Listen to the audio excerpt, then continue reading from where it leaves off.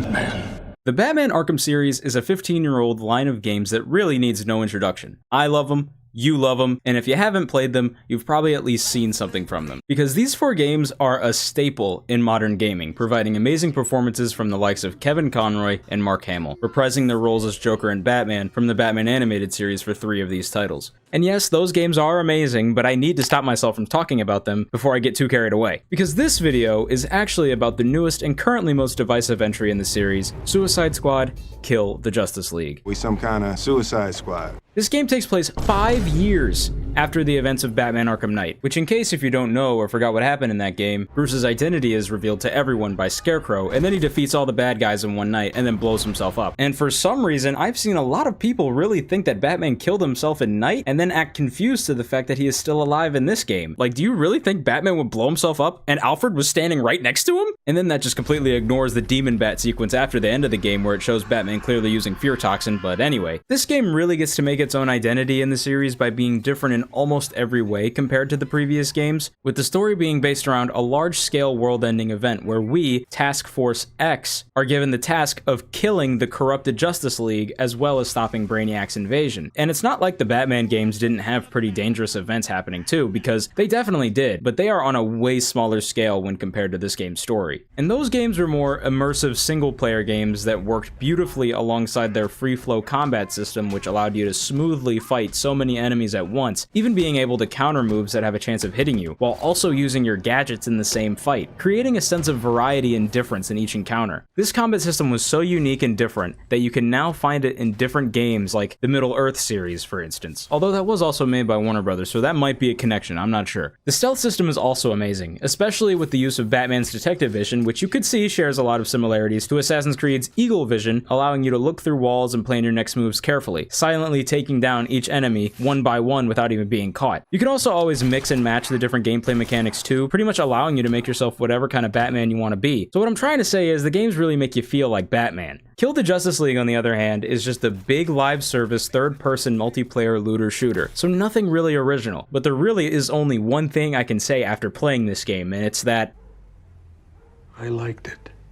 Because to me, it almost feels like the sorta kinda love child of 2 favorite games of mine, Sunset Overdrive and Borderlands. And I feel like they would be lying if they said they were not influenced by either of those 2 games. I mean, from Sunset Overdrive, it clearly takes some of that fast-paced and stylish combat and movement, as well as a more colorful and vibrant aesthetic. I'd even say they were a little inspired by some part of that game's story, where the population starts to mutate into an alien-type being, and you, the funny haha character, have to take them down. What the game takes from Borderlands is more subtle though. All you can really compare is the multiplayer looter-shooter mechanics where you shoot a bunch of dudes with your friends and get a bunch of loot while also upgrading your character's abilities and skill trees, which you can visually tell they were inspired by. But one thing those 2 games have over Suicide Squad, at least right now, is variety. Because in Kill the Justice League, you pretty much do the same escorts and capture point missions, while the side missions that Borderlands give you can have you go from shooting a man in the head just because he asked you to, bullets in the face, want him, need him, gimme, to killing yourself for the bad guy. I will pay you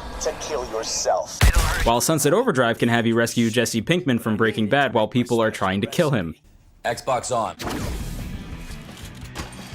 Yeah, science! Yes, science! I can tell you one thing that Kill the Justice League does differently than those games though, and it is an issue. Although maybe more of a modern gaming industry issue. That being the greed these parent companies have. Like, can someone please give me a reason as to why Warner Brothers is allowed to release a $70 to $100 game that also comes with an in-game currency system as well as an item shop? And I know what I said about variety for this game, and I can stand by that, but I won't lie and say I don't enjoy the gameplay and customization, because honestly, I find it very fun. But me defending the gameplay does not mean that I think this game is perfect. It's far from it. Even as of right now, while making this, I was hit with an infinite loading bug, keeping me from playing the game for multiple days. But luckily for me, I had already completed the story and played a fair bit of the endgame without any gameplay issues before the bug happened. And even though it's not really a secret what happens in this game, this video contains every spoiler you could probably think of, so this is your final warning to play it for yourself, because honestly, I do recommend forming your own opinion, as it's extremely important. Especially when the discourse for this game has been so interesting to watch from the sidelines, because it feels like all I see is negativity from people who obviously have not played the game or wanted to hate it from from the beginning. Sadly, I think the game was doomed for this when a tweet came out before the game's official release date spoiling how the death of Batman was handled. That tweet has 38 million views now, by the way, holy god. Anyways, after seeing a bunch of other tweets and stuff like that over time, even after playing the game, I had what you could only call a Joker moment, and for some reason decided to make this video where I'm going to counter a bunch of points that I've seen that I don't agree with, while also retelling the full story of the game because, like I said before, I actually found it pretty good, especially in the moments where we would interact with the Justice League. Which honestly leads me to the main point of this video, that being me trying to convince you that the versions of the League that we see in this game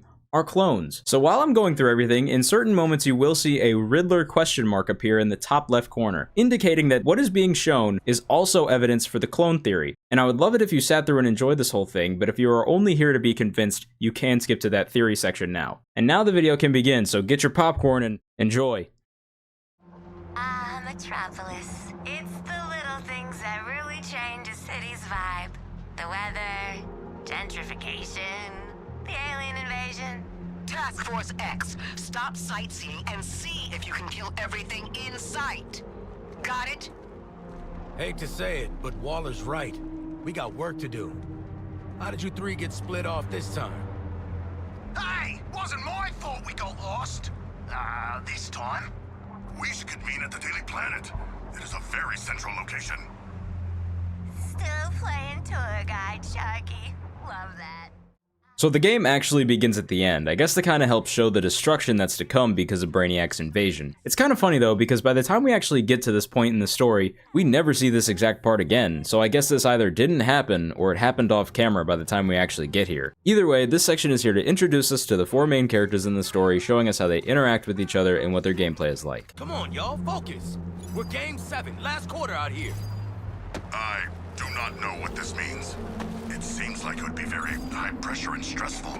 Yeah, you lost me there too, Floydie. The goal of this tutorial is to get the whole group together in this ruined metropolis, it looking like this due to Brainiac's goal of turning every planet he terraforms into his destroyed home planet called Kolu. You pretty much just gotta run in a straight line, killing a few enemies on the way, and then you climb whatever this is, and then you fight some more. And once everyone regroups, the game shows you a unique character select screen that is only available in this moment, where it shows the four main characters: Harley Quinn, King Shark, Captain Boomerang, and Deadshot. And I don't think I have to explain who these characters are, as they probably are some of the more popular villains in the DC universe, but just in case, I'll do it anyway. First, we have Harley Quinn, who is the character out of this group that has been in this series the longest, going all the way back to Arkham Asylum, where she was voiced by the late Arlene Sorkin, who was actually the reason the character was even created all the way back in the Batman animated series. After Asylum though, Tara Strong took up the role and has been playing Harley ever since. Harley's playstyle is focused around pistols, heavy weapons, and SMGs, while she also has blunt melee weapons, and she can be pretty quick and acrobatic due to her history as a gymnast, so her skills are enhanced with her traversal, which is probably the closest thing to playing as Batman in the game, since she takes Batman's grapple gun. Next is King Shark, and well, he's a shark, a very powerful one who is focused around shotguns, assault rifles,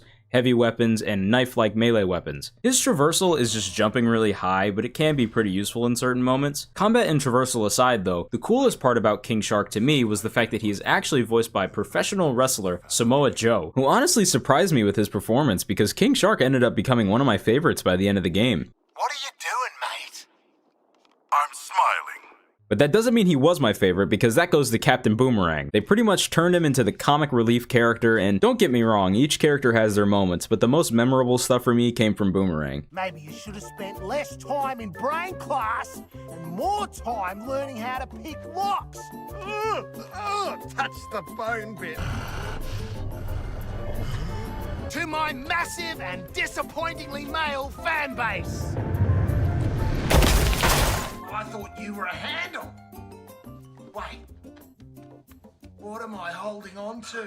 Boomerang is voiced by Daniel LaPaine, who, if I'm being honest, I have never heard of until this game. But he did a really good job, honestly carrying some of the moments throughout the story. His playstyle is focused on sniper rifles, SMGs, shotguns, and of course his boomerang. He also becomes very unique due to his temporary super speed abilities, making him the one with the most fun traversal in my opinion. The other characters also say he smells bad, so I don't know what you do with that information, but yeah, my main canonically stinks. There is speculation that you may not bathe, but merely cleanse your weaponry. Last is Deadshot, also known as Floyd Lawton, played by Bumper Robinson, and he was probably one of my other favorites in terms of gameplay. He uses pistols, sniper rifles, and assault rifles, as well as his wrist cannons, which are pretty cool. He also flies around on a jetpack, which can be very fun since it gives you that high ground advantage when fighting enemies. There is a lot more to say about this character, but I'm gonna get to that later. So after looking at all the choices, I obviously went with Captain Boomerang, and this is when we learn about the counter shot mechanic, which is kind of similar to countering in the other Arkham games, even with the little lightning bolts being shown. But the point of counter shot is to make the enemy more vulnerable to your attack, but it can do different things depending on the enemy. So before things can move on, you gotta kill and counter shot some enemies, and then this is when you learn about shield harvesting, which occurs when you shoot an enemy in the legs, entering them into a state where you can harvest their shields. And I know that they're dropping a lot at once, but this is still the tutorial, so we gotta learn everything. Of course, after learning all this, we gotta kill some enemies and harvest some shields, eventually heading through the Daily Planet. And this is where we hear Amanda Waller, who is the leader of Argus. Anyways, she tells us that she's gonna pull us out of where we are, but we just need to hold off the enemies. So you kill a few guys, and then the sequence ends with Brainiac lasering you in the face, fading to white, meaning the game can actually start. The first actual cutscene of the story is filled with pure nostalgia, taking us all the way back to where the series began,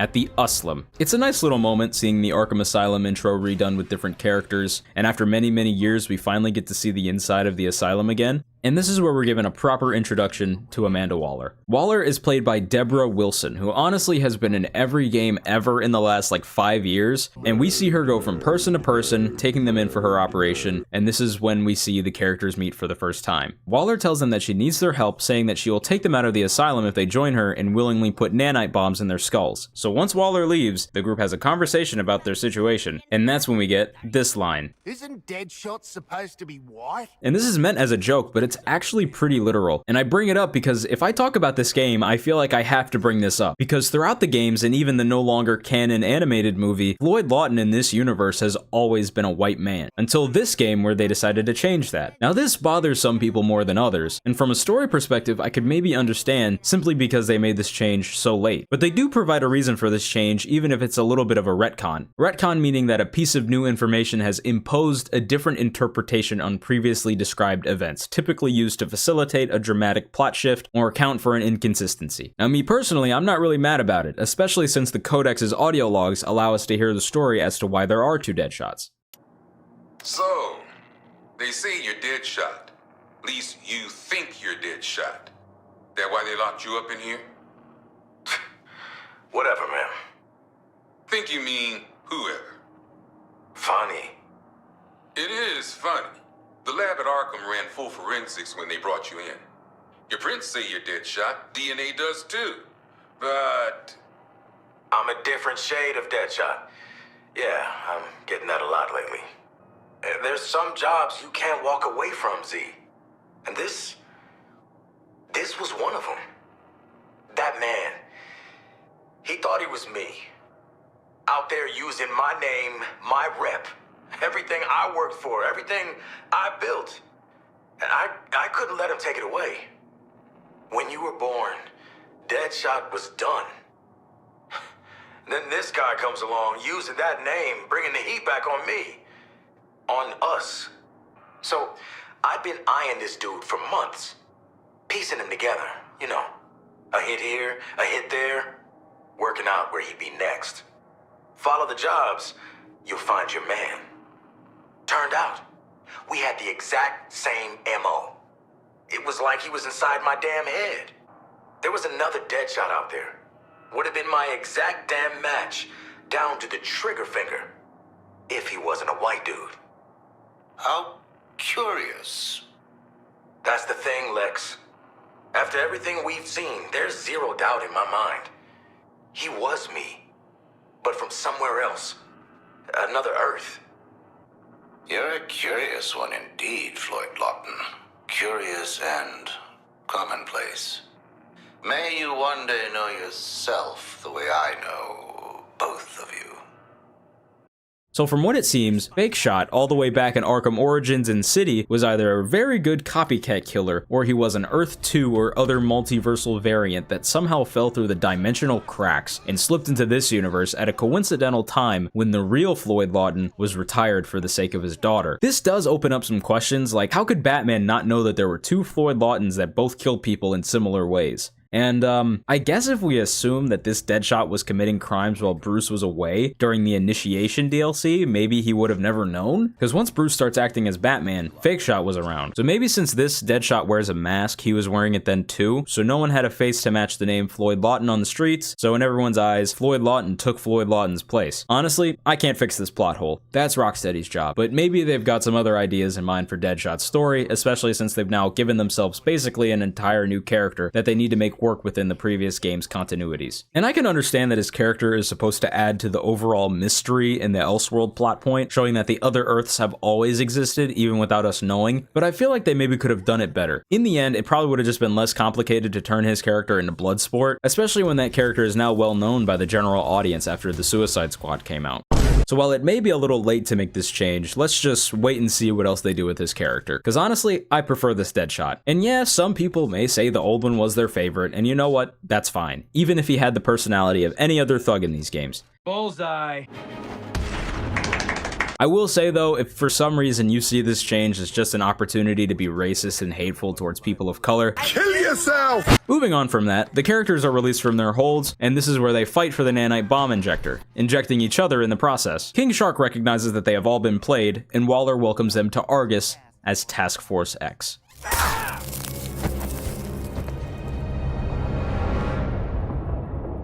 The group wakes up on a train with a destination set to a mysterious place that we will eventually learn. After some conversation, Shark pulls the lever too hard and they crash into where they were meant to go. Eventually they leave the train, and this is where they notice that King Shark has a knife sticking out of him with a tape player stuck to it. So they take it out of him and listen to Waller's instructions. I want to play a game. Each of you has a C4 charge in your equipment. Use all of them to detonate the old station schedule wall. After blowing up the wall, the group heads inside, making their way to an elevator, which leads to this. Until we figure out where the hell we are, let's play along with Waller. Oh, is this a superhero museum? Hate superheroes. And museums. I've seen it on TV. It's the Hall of Justice. So let's rob the place. Idiot. They've made it to the Hall of Justice, where you can introduce yourself to the holographic versions of this universe's League. And it's cool to finally see some of these characters, because they've always existed, at least going back to Night, where characters like Superman and Flash are mentioned. I really enjoyed this segment, because you can listen to all sorts of lore and stories of each character, even listening to Arkham Batman's newer and goofier side. And a comlink that lets me talk to my friends in the Justice League. But once you've had enough of the Justice League holograms, you move to the villain weapon case. This case has plenty of references to other characters, such as Polka Dot Man, Scarecrow, and Condiment King. You destroy the case and every character gets their traversal that you see in the tutorial section, except King Shark picks up Riddler's Hat of Invisibility, which doesn't actually do anything. The characters all get situated with their new equipment and then head to the roof. Ignoring Boomerang's broken neck, you and the squad open the door and are shown what is happening in Metropolis.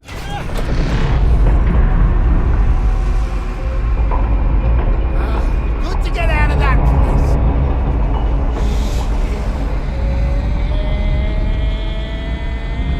Hey.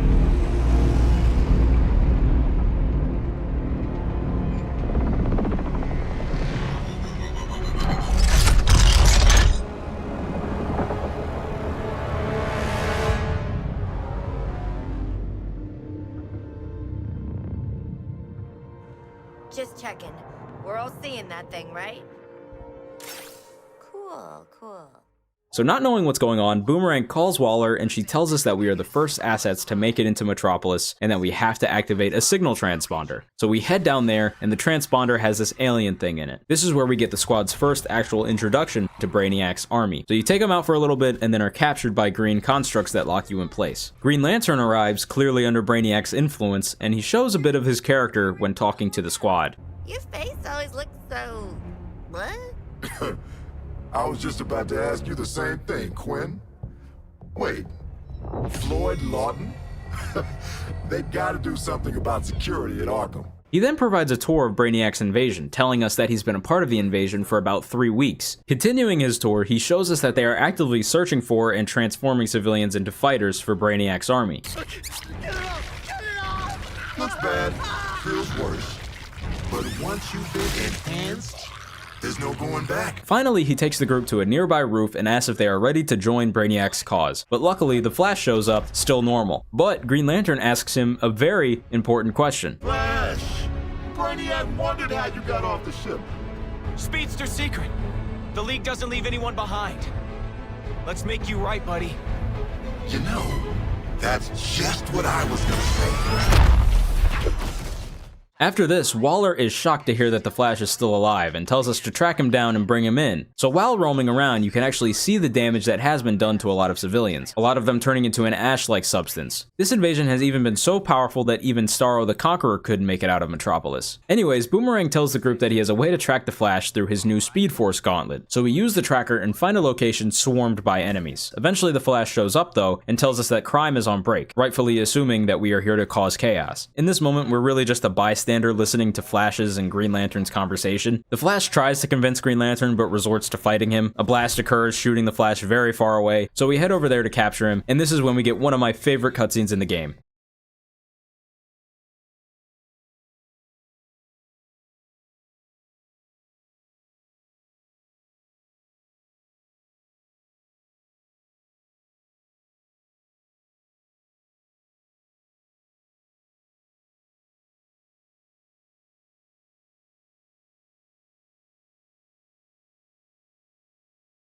Boomerang may be an idiot, but he isn't useless, and this cutscene shows it. Now this is a cool moment, but since the Flash is super injured, we have to protect him and are forced to stay and fight Brainiac's army. The fight lasts a little while, even to the point where the sun goes down, which by the way, this is the only Arkham game with a day-night cycle as well as a weather system. Anyway, the squad heads towards the nearest building, but little do they know, they made the wrong choice. And honestly, I love this part of the game so much, so I'm gonna let it play in full.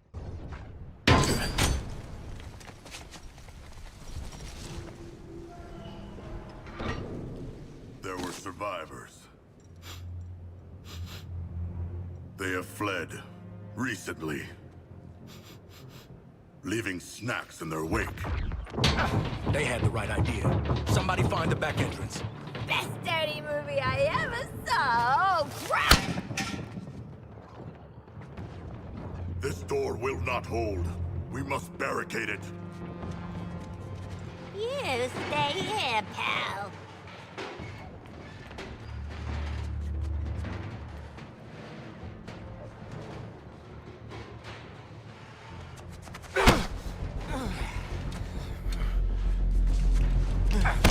See this?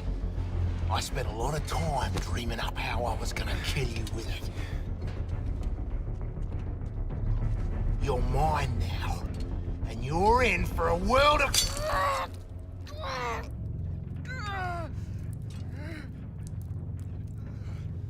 Ah, shit!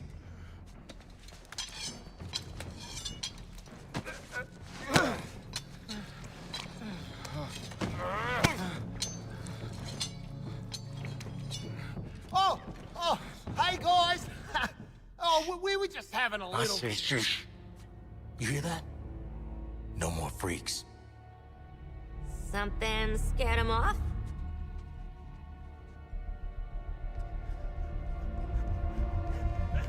Help me! Hey, Bruce! Still using shadows to scare the crap out of us criminals, huh? Don't sweat it. Batman doesn't kill people.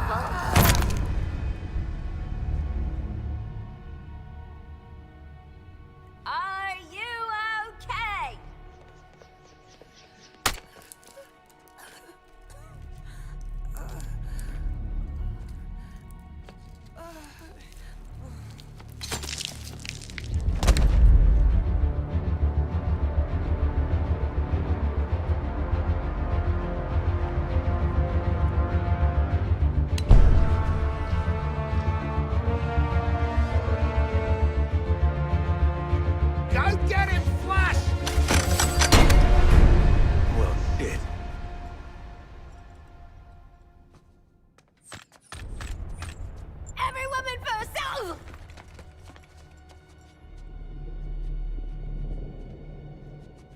This section was made for people who love the Arkham games, because instead of being the ones to take down the criminals in a Predator mission, we are the criminals in a Predator mission. Batman even uses some of his tech from the games, like his disruptor, to stop us from using our weapons, as well as his explosive gel that he sprays all over the place and acts as a landmine. This section is genuinely pretty spooky. You can even see me flinch right here because I'm a baby. But one by one, Batman knocks out the squad until all that is left is Harley. Batman punches her hard, but she does stay awake. This leads to Batman calling Lantern to tell him that the Flash has been captured. He then picks up a gun and fires it at Harley, and I hate to say this providing the context behind this scene, but Batman looks so cold here, like you can't even lie. The Flash makes a final sacrifice and saves Harley's life, but gets absolutely destroyed by Batman and then taken in the process. This allows us to go through the Batman experience all over again, but without the fear of Batman taking you out. This is probably the most nostalgic place in the game, providing brief summaries of each character as well as the stories told in the games. But this place also provides some new information about what happened to Batman after his house went boom, basically showing how he was introduced to the League.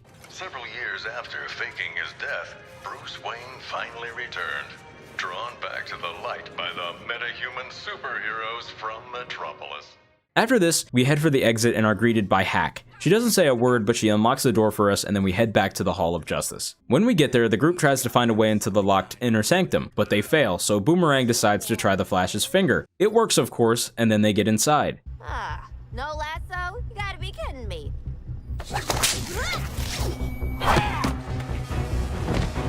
I got her.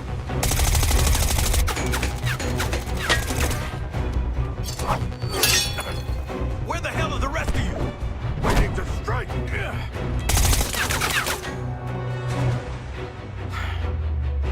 Taste the fury of the sea, Amazon!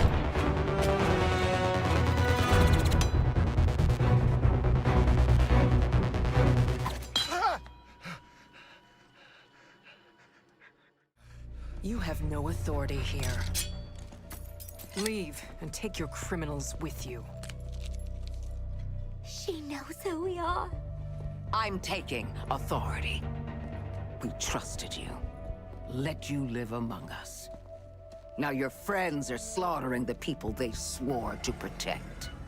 Batman, Green Lantern, the Flash, and Superman. You're the last one left, Diana. You need to work with us. They have been enslaved by something terrible. Their minds are not their own. I will find a way to bring them back. We will defeat Brainiac and end this madness.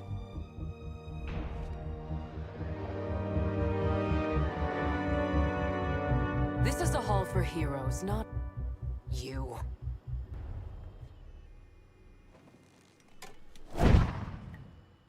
She won't do what needs to be done. Can't do it. Too damn honorable. That's where you come in. Task Force X, your new mission is to kill the Justice League. He said it! He said it!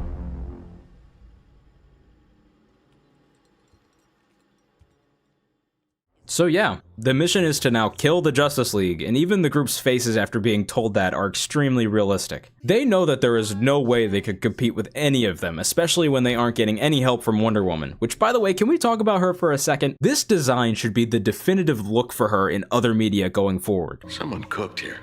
I knew this day might come, and you better believe I prepared. There's another task force operative on site to support you. Meet with her before you go. That's all. Hey, soldier. Keep those size 10s off her life support cable. Shit. Sorry, Doc. Don't be sorry. Just keep your damn feet off my equipment.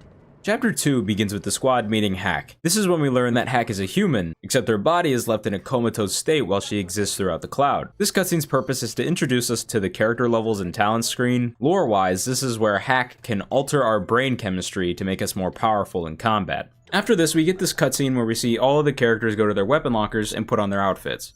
Yeah, right.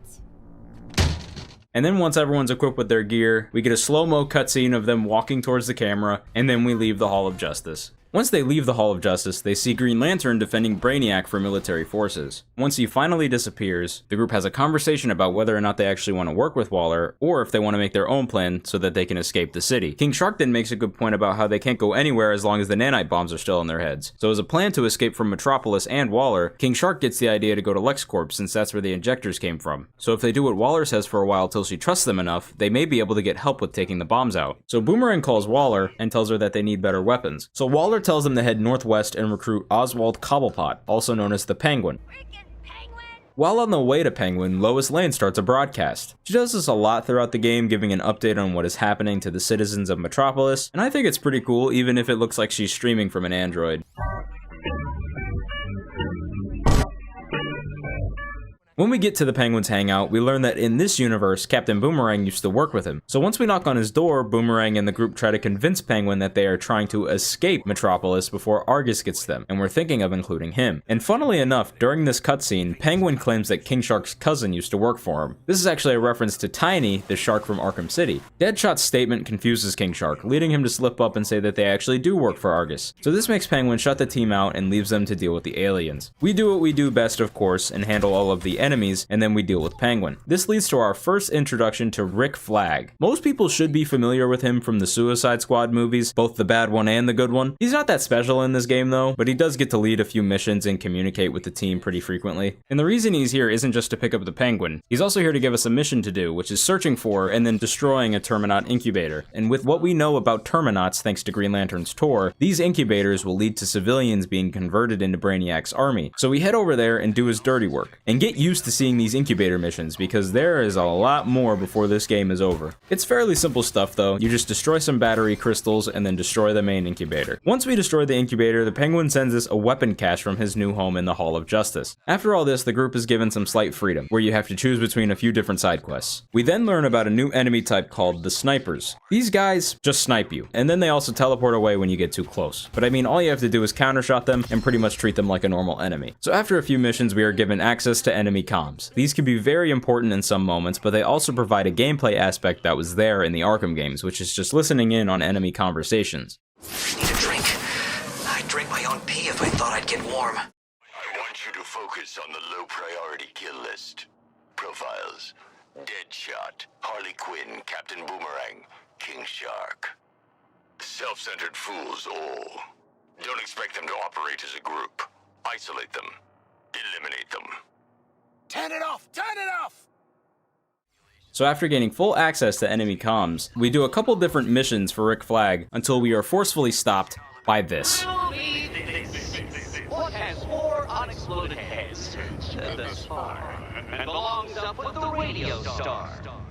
I just know that everyone who played these games felt a rush of so many emotions. Nostalgia, anger, annoyance, not just because of what they know is coming, but also because of what they have been through. The Riddler has been in every single Arkham game, leaving riddles and Riddler trophies all over the place for you to collect, with it reaching the height of annoyance in Arkham Knight, where you had to collect 243 Riddler trophies before fully completing the game. It's a moment that puts the story on pause for a second to remind you what universe you're in. And it's funny because he isn't even here for any real reason. He's just upset that Waller didn't choose him for Argus. But with a conundrum.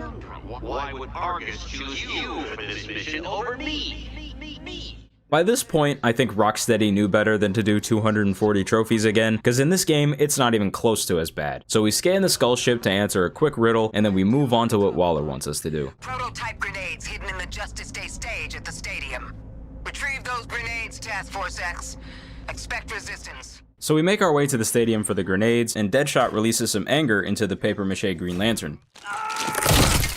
Once Deadshot's anger issues are over, we can see an exposed Green Lantern stomach that houses a bunch of grenades for us. But before they can actually take the grenades, this big enemy drops in. But luckily for them, Wonder Woman shows up and saves the day. But she doesn't stick around for long because she has to go save more lives at Hobbs Bay. So she gives the group a brief lecture and then leaves. And once she's completely gone, the team grab the grenades and prepare to leave the stadium. But surprise! On the way out, Green Lantern traps us inside his own little dome because he thinks that Wonder Woman is nearby. But nope, it's just us.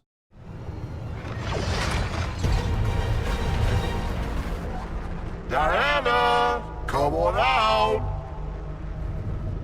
Here I am. looking for an Amazonian princess, and all I find is America's least wanted. Wonder Woman's a personal friend.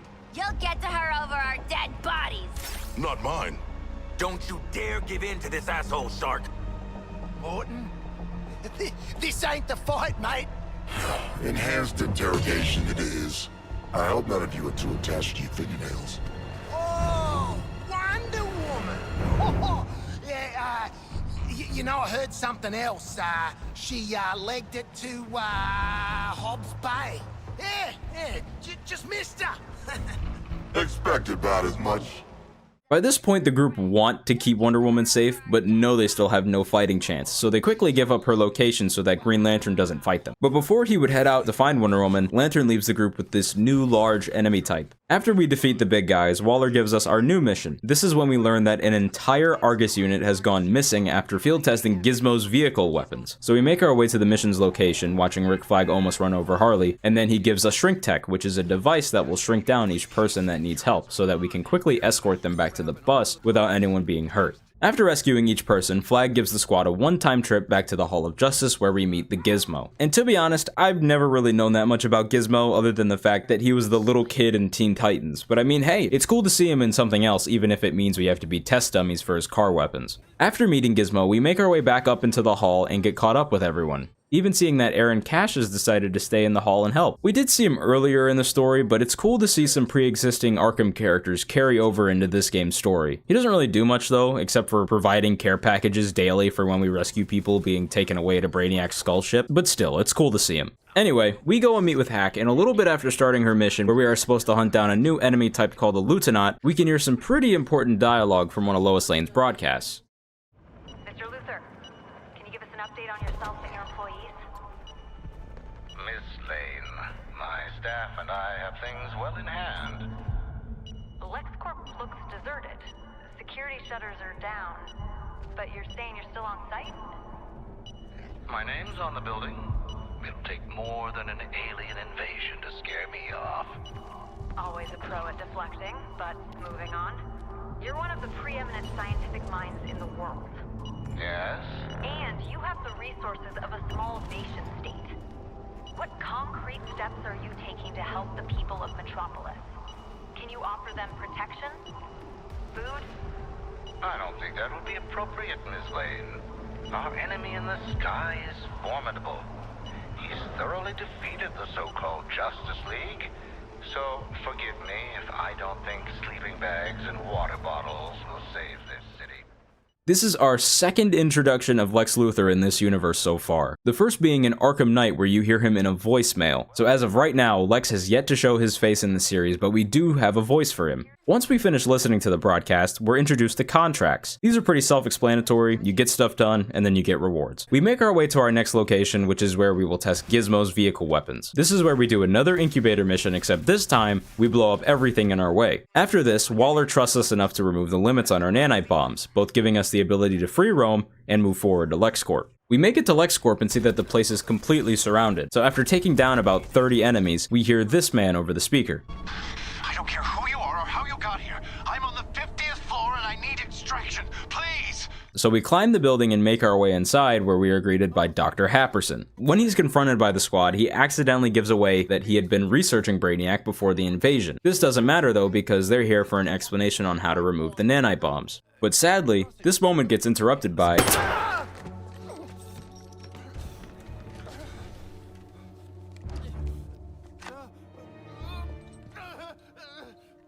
It was their stupid idea. Boy! Give me access to Luthor's files now, and I might not shoot your other leg.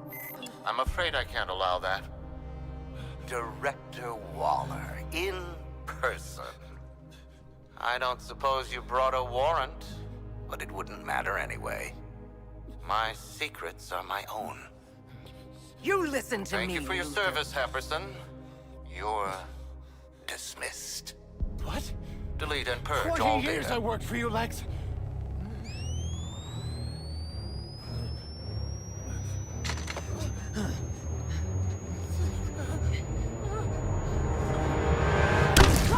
Yeah, Happerson's head blows up like I hope this video does, and of course this moment pisses off Waller, so she yells at us. I'm your daddy now, Shark. That goes for all of you. I'm your daddy. I own you. After all the yelling though, Harley finds a room covered in plants, leading her to think that Poison Ivy might still be alive and nearby. And I know that may confuse some people watching that haven't played the game. Well, back in Arkham Knight, Ivy helps defeat Scarecrow's fear toxin by sacrificing herself for Gotham. She fades away in Batman's arms, but later you can actually find that she left a flower in the same spot she died in, which makes me think that they always intended on bringing her back somehow. So this game builds on that moment, making her someone that the squad could use to help track down Lex. Find her.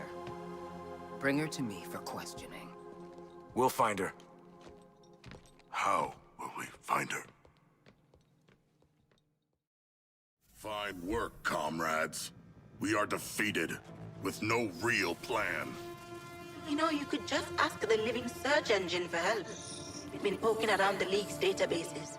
Chapter 3 begins with Hack informing the group that Batman had already built a pheromone tracker in case he ever needed help finding Ivy. So the group leaves LexCorp and eventually finds their way to one of Ivy's plants, which leads to this.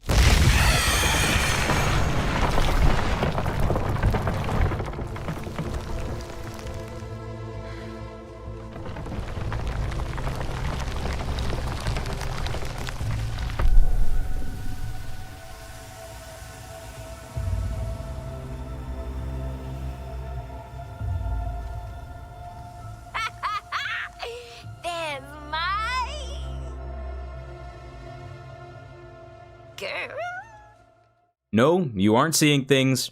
Ivy's a kid now. I think anyone put in this situation would react in a pretty similar way, because I mean, this reveal bums out Harley. Her friend no longer knew who she was, at least outside of pheromones. And I know that in most cases Harley and Ivy would end up becoming a relationship, which is probably a better outcome than the Joker, but in this universe, Harley has only ever been obsessed with the Joker, even all the way up until the end of Arkham Knight. I did it, Mr. J.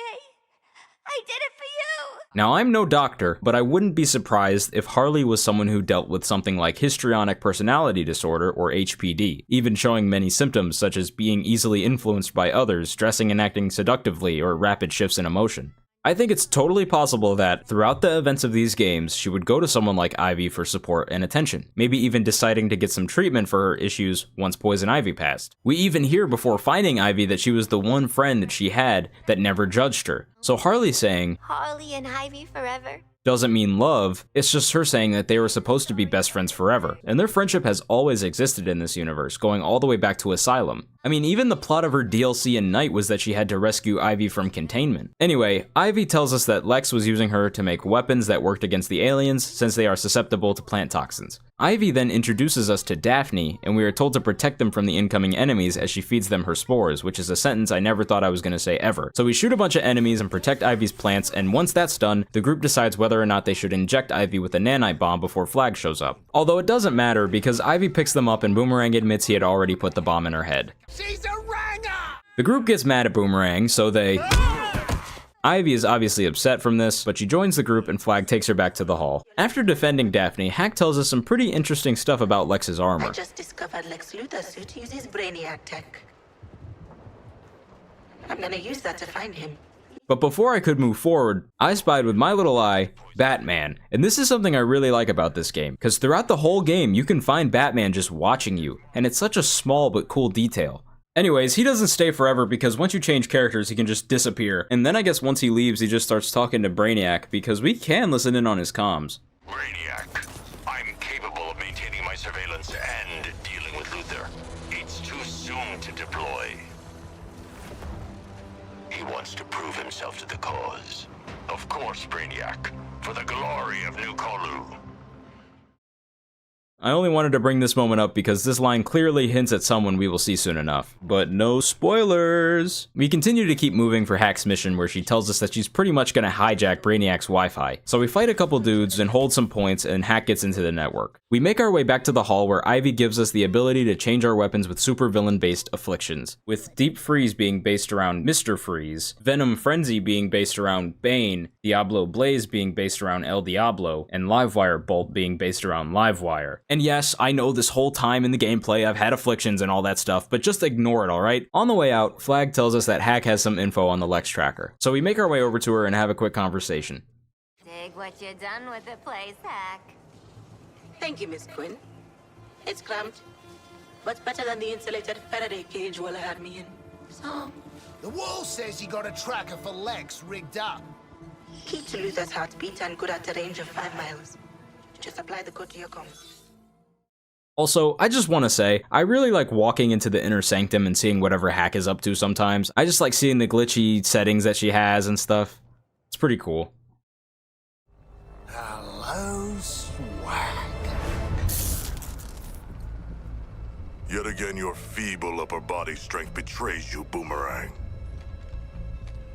Shark, hold up. It's a... Harley, get us out of this! Harley, do not touch us. But you saying I can't really makes me want to, you know? No! Harley, no! Worth it. I expected that to catch one of you at most. Lex, we've been known to exceed expectations. Surrender, Luther. We have you outnumbered and outgunned. My. I could use an army of you. He's pretty underwhelming when you get to know him. Seems you all have that in common. Tell Waller to stay out of my way.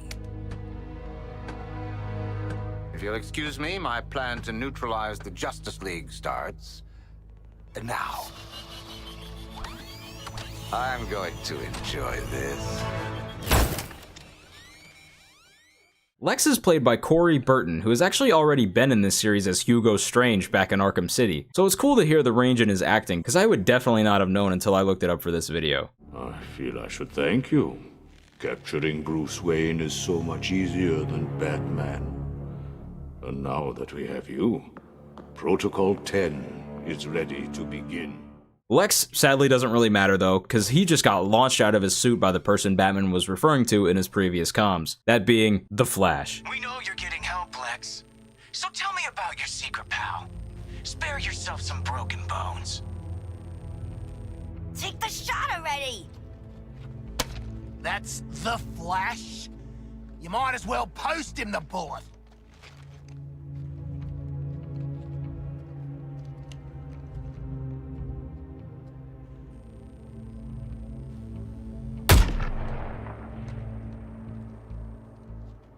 Did you get him? Man, you know it's gone to hell when you... Really? Why don't you just mail me the bullet? Just give us money bags down there and we'll be splitskis. What, so you can roll him for beer money? No. See, Brainiac needs Luthor, and...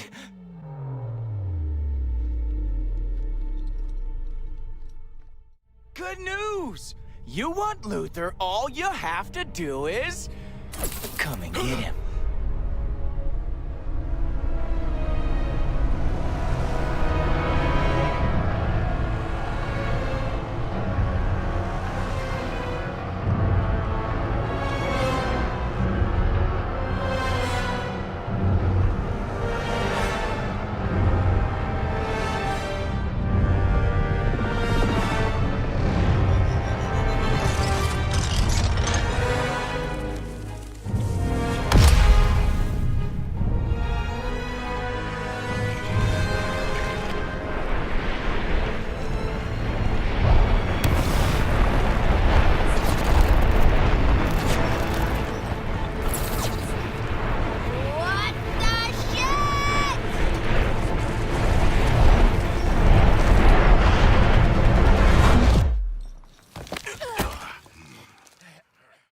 Flash takes Lex and puts him inside of a shipping container and tells us the only way we can get him is if we take down this massive turret. So we fight this turret, throwing Terminant balls at its legs, causing weak points to form. Throughout all this though, the Flash takes Boomerang's clothes, which is something you might miss if you are playing as someone else, so I'm just letting you know now. Eventually defeating the giant turret, we open the shipping container and save Lex, who must be a superhuman because how the hell did he survive this?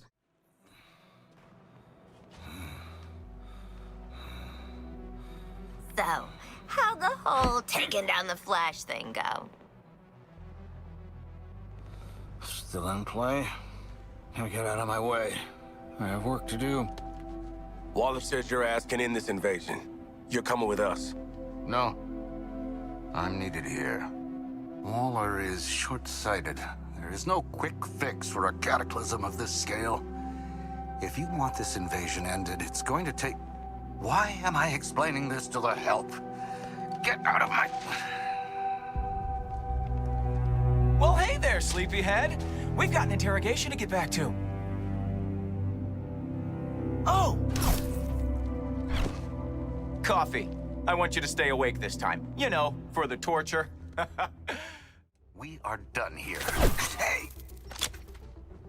You think I'm just gonna let you walk away? And tell these guys everything you know? You think they can stop us? No.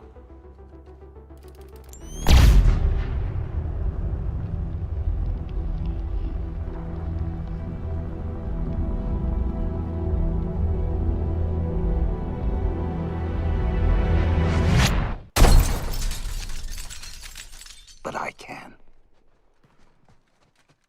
Holy shit! Get him!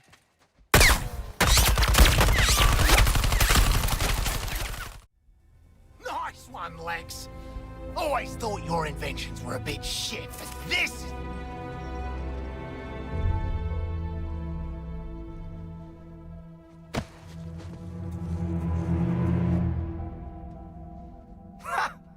Would you look at that? He did have a heart. Catch. Oh, yuck!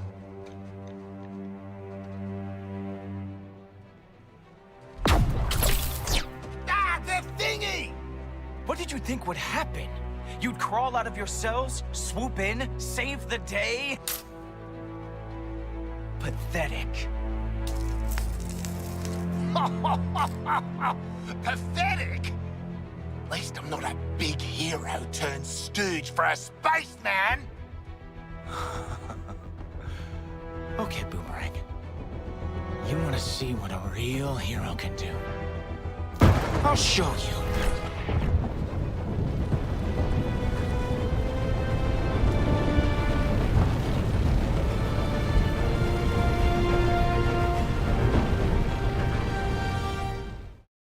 I think it's about time I talk about probably my favorite villain in this game, the Flash. He's played by Scott Porter, who you may know as Heimdall in God of War Ragnarok or maybe Luke in The Walking Dead Season 2. Oh, and he was also Nightwing in Arkham Knight. I'm proud of you, Dick.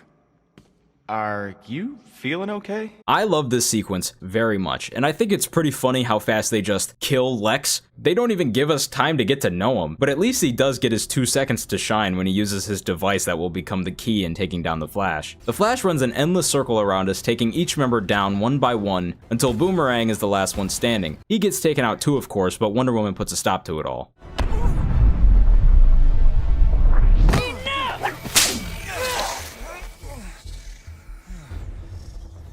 Wonder Woman? Did Green Lantern ever catch up with you? You know what? Looks like he did. Flash, how do I stop this?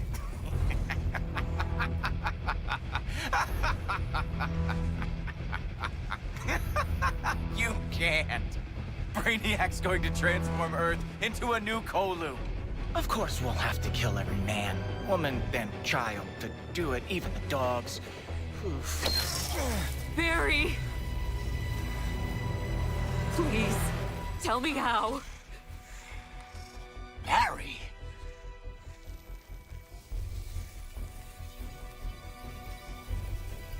You have to kill us, Diana. We have to die to save the world. Barry.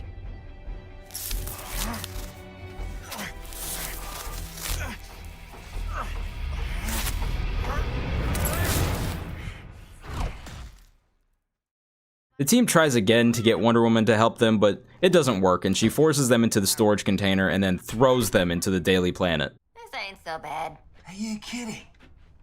Smells like food. A few moments later. Hang in there. If you are who I think you are, I hope you don't make me regret this. Oh, it's award-winning journalist Lois Lane. Okay, look, I'll let you out.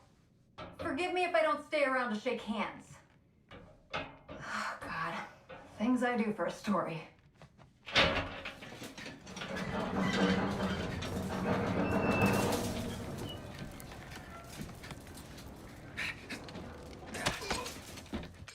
I just love how the only time we actually see Lois Lane in person is her skedaddling away at Mach 5. But yeah, now we're able to explore the inside of the Daily Planet, and while we're walking around, Lois contacts us. Why are you four in Metropolis?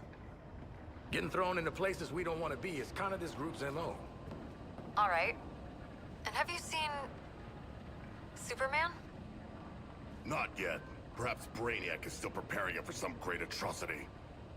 Oh no. If he was turned against us, we would need all the heroes we could get. Even you. I think it's funny because she could have just talked to us. I mean, she has a model. It's just kind of funny, like, what's up with the virtual relationship? But either way, she does make a good point. They do need all the heroes they can get, so where are the other heroes? In the Central Business District, you can actually find mentions of a few heroes right next to each other, that being Queen Consolidated for Green Arrow, Cord Industries for Blue Beetle, and Booster Gold International for Booster Gold. But it doesn't stop there. Throughout Metropolis, you can see posters for characters like Zatanna, as well as graffiti of characters like Black Manta, which means that Aquaman has to be out there somewhere. It's very interesting to see mentions of other characters but not actually see them, which makes me wonder if Brainiac is aware of their presence in the game. Either way, Metropolis and Argus definitely could use some of their help. While walking through the planet, we see references to characters like Jimmy Olsen and Perry White, which rip to him because this man's turned to dust. Eventually, we make it to the balcony and get to listen in on Batman and Flash having a conversation. Welcome to the mission, Flash. Yeah, thanks, Lantern. Look, I know I made Luther spill his guts a little too literally, but maybe I can round up those 4 criminals.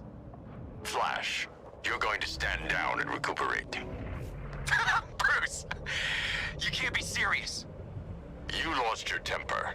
Cost us our best lead on Luther's informant. Stand down until I decide to put you back in the field, Flash. I understand, Mr. President. Thank you for your time.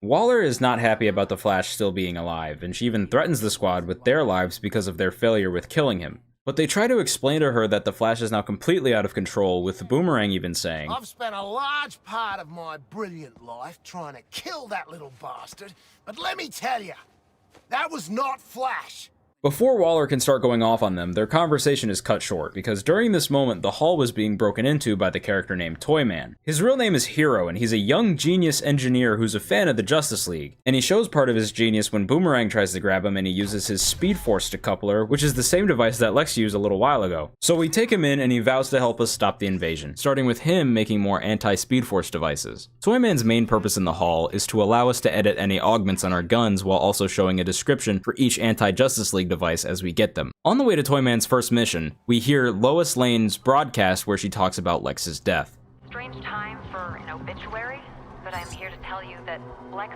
Luthor is dead. Murdered by the Flash. After this, we eventually arrive to Toyman's toy truck and collect some data for him by killing some enemies. We then learn the tests for the devices were a success, so now we stand a chance against the Flash. So the group decides on where to have the fight, but before I left, I looked at a homophobic Batman and then went to the fun fair. And when we get there, my favorite cutscene in the game starts. Presenting the one, the only, Captain Boomerang! And help!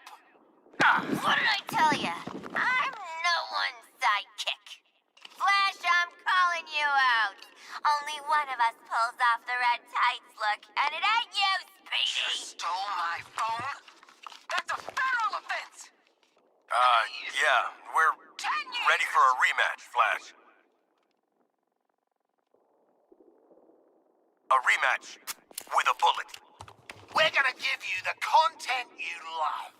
A good old-fashioned freak show! Speaking of... What are you doing, mate?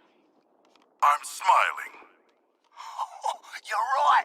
Terrify the bastard. Perfect. When I think of the Justice League, I think of Wonder Woman, Superman, Green Lantern, Batman. You don't want to mess with that lot. But you, Barry, you're just the team mascot, aren't you, mate? The comic relief. The speedy flaming larrikin. Yeah, he's the loser of the league, folks. The fastest man alive, according to all these girlfriends. It's the Kogam! Sorry.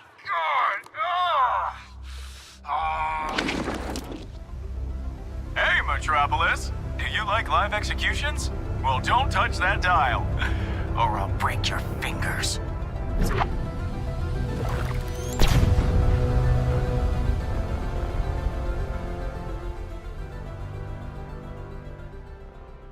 This leads to the first official boss fight of the game, and there's not much to really say about it. And I mean, I kinda enjoyed it, but by this point you should have made peace with the fact that you weren't gonna have a Mr. Freeze or Killer Croc type boss fight. Because the main thing you have to do throughout the fight is countershot the Flash with the anti-Speed Force tech, because if you don't use it, you can't even hit him. But over time, he does create tornadoes and mines, making it harder to spot him while he runs around. Eventually, this fight does have to come to an end, and we do what part of the title says. We kill a part of the Justice League. The group's feelings towards the Flash's death are mixed. Nanaue and Floyd feeling more empathy, while Boomerang immediately wants to piss on him. This was always going to be in Boomerang's plans, at least since he was drawing with his crayons when Waller picked him up. He doesn't actually piss on the Flash, but they do congratulate him for the size of his... boomerang? These people don't really care who these heroes once were. The Justice League are now terrible world-ending villains, and Task Force X are now the selfish heroes. So after getting their first major victory, Boomerang decides to give a speech, but is rudely interrupted by the angry Skull ship. The group runs away to a nearby rooftop and watches as the Flash gets teleported to somewhere. Green Lantern shows up angry, and Deadshot immediately wants to fight him on sight. And I haven't really talked about Green Lantern's and Deadshot's relationship yet, but in this game they decided to make Deadshot a Green Lantern villain as well as a Batman villain.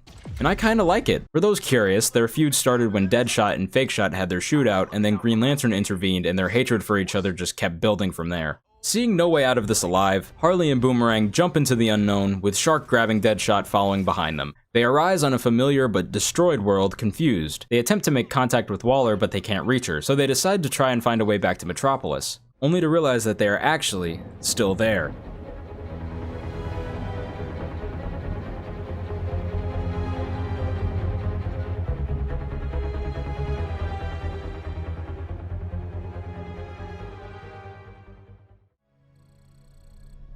If the group's confusion couldn't get any worse, Chapter 4 begins with Lex's tracker going off. The group follows the tracker, picking up details of the destroyed city. This is when we can start to pick up teasers for where we are, finding posters of the Justice League, which includes Hal Jordan and Wally West instead of John Stewart and Barry Allen. We eventually make it to where the tracker signal is coming from, a ruined Hall of Justice. Here we can see that in this world, the Riddler was actually chosen for Argus, which is kind of funny since we're looking at a destroyed apocalyptic Metropolis, so maybe it was all his fault. After looking at all the differences inside the Hall of Justice, the group takes the nearby elevator and find who they were tracking. Here we can see a skinnier and hairier Lex Luthor, also voiced by Corey Burton. He had been playing the role of the other Luthor's informant, preparing him for the invasion years before it happened. He tells the group that they have been transported to what we could call an Earth 2. They have a brief conversation about the differences in their Earths, like how in his world, Boomerang was a woman named Lady Boomerang. He then explains that Brainiac has won this invasion, leaving Lex as the sole survivor of the planet. Luckily, the squad came just in time though, because he had already been working on a plan to phase himself onto another Earth so that he could survive. The group helps escort Lex's stealth mobile lab to the destination for phasing, while also shooting at enemies and towers that are trying to locate them. Here we get some brief exposition about some of Brainiac's devices, like the storage units, which he uses to hold people captive until they are ready to be deployed. Once finished, Lex phases the team to LexCorp on the original Earth, and when they return, Waller notices and gives them a call. Waller, listen, we've got a problem. You vanished. You better have a damn good explanation. Explanation of your killers. We know. How's this? We killed Flash. You're welcome. And got sent to another frickin' dimension for our trouble. You were there? How in the hell did you get back? Well, funny you should ask that, 'cause...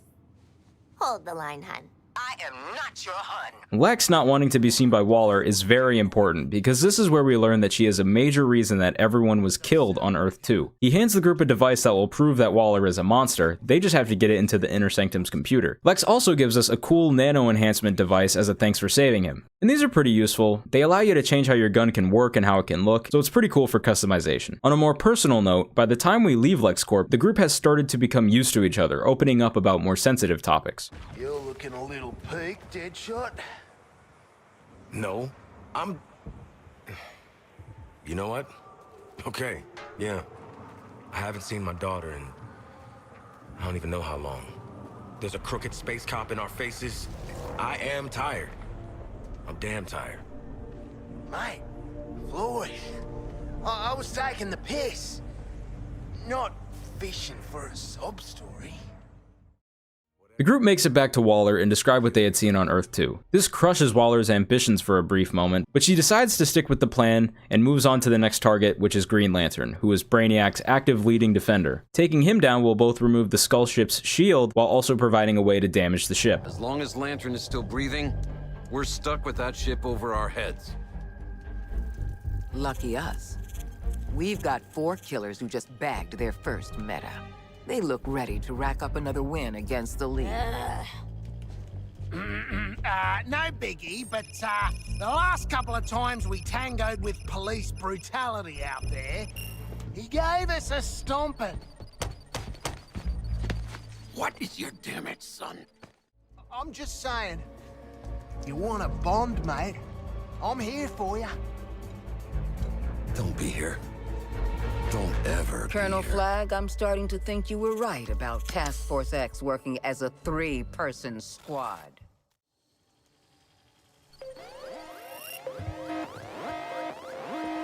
It was Boomerang's idea. Punish him.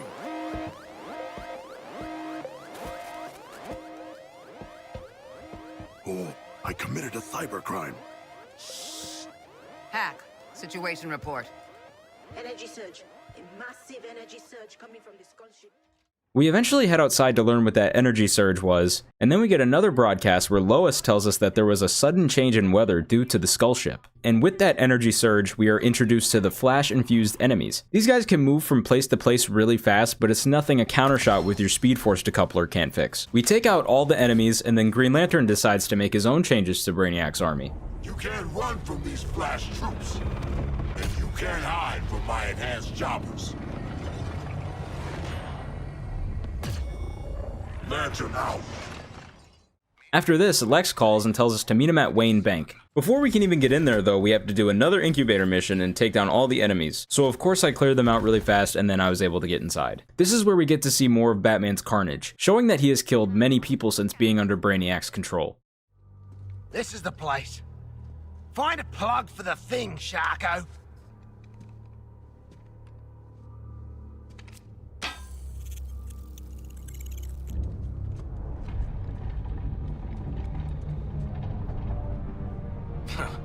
Billionaires and their secret lairs.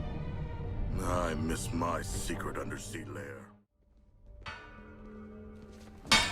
Not so much for the secret lab. Bloody Wonder Sheila's here. Don't embarrass me in front of her. Hey, lady. Throwing us into a building? Totally out of line.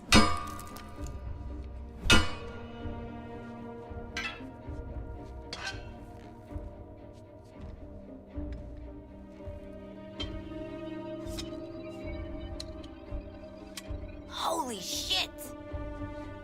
Is that kryptonite? It should be in a sword, not a shield. Your friends are beyond saving. How many more lives will be lost while you try and fail? I do not need a lecture on morality from a shark. Princesses. Stubborn no matter their place of origin. Ah! I can't be there in person, Safety first, my safety. But with the lab's security measures disabled, I should be able to... There. The easiest takeover in corporate history. I'll need a moment to find what we're looking for. A weapon to defeat Green Lantern. I want my city back. If I have to save this world from Brainiac to get it, well, that's just good PR. But let's leave the heroic sacrifice to Wonder Woman, I can be a powerful ally. You can trust me. Unlike your masters in the Hall of Justice, I offer transparency. Those screw-ups actually pulled it off. Well, third time's a charm, I guess. But I know their type, man. They're never gonna follow orders. They won't have a choice. Whatever Brainiac has on that ship can control minds. Think about what artists could do with that power. After the Justice League are gone, someone has to keep all the other metahumans in line. It should be us. What happens to Task Force X? If they die, they die. If they survive, we take control. Either way, it's the end of their bullshit. Using the device, we could see that Waller is obviously not the nicest person. None of these people really are, except for maybe like Wonder Woman. So it's good to see that she is still doing fine, trying to still play defense instead of offense when it comes to handling the League. The main part of this cutscene though is to get the Yellow Lantern batteries. These batteries are filled with fear, and that will be our key to taking out Green Lantern as well as his constructs. This thing is a needed device for the squad, because if they didn't have it, they would have no way of taking John Stewart out. After becoming equipped with this new piece of technology, the group prepares to kill Green Lantern. But before we get there, I wanted to play some interesting comms that you can listen to by the time you get this far in the story. I'm seeing warships being directed to the Metropolis area. Fools. Nothing on this Earth can stop Brainiac. The Project K countdown continues. It's only a matter of time. Initial limited deployment of Flash-infused units was unsuccessful. But in greater numbers, the Flash's power, unquestioning obedience, the applications are obvious. That why Brainiac's taking his sweet time with Cal? An army of supermen. After listening to those, we arrive at Green Lantern's Fortress of Solitude and prepare to take him on. Before we can actually fight him though, we have to use the Yellow Lantern batteries to take down the constructs that he has guarding him.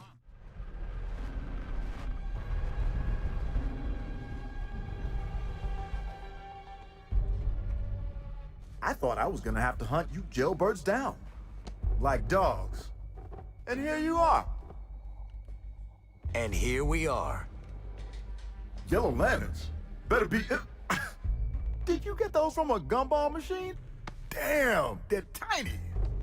Doesn't matter. We heard they break a Lantern's will. How's your will doing? Look at me, convict. I'm feeling fresh and relaxed. How you feeling, Floyd? Goddamn peachy. Ready to kick your ass. How you feeling, people? I kinda signed out. Y'all are stomping all over my moment here. In brightest day, in blackest night, no evil shall escape my sight. Let those who worship evil's might beware my power, Green Lantern's light! The fight begins, and honestly, this one ain't that bad. You can get it done pretty quick and figure out the gimmick real fast, because all you have to do is counter-shot his constructs. As the fight goes on, Green Lantern will go through a few stages, backing off and covering himself in a him-shaped construct shield, while also unleashing different types of weaponry. But eventually, you do have to put an end to Lantern, and that's when we get our second celebration cutscene.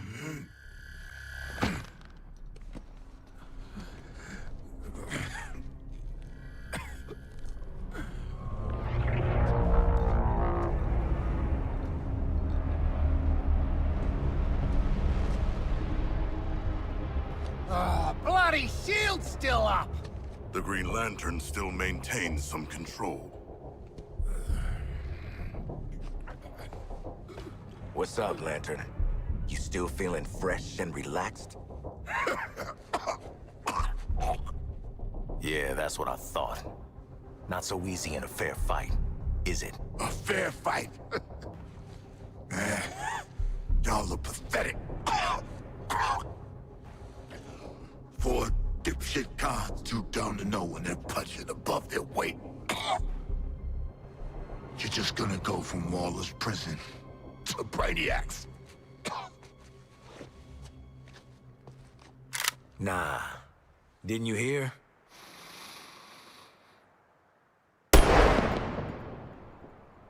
We're out on good behavior. We are not. What you doing there, Sharko? Shark? What you got there, buddy? Somebody take it from him. You wanna try?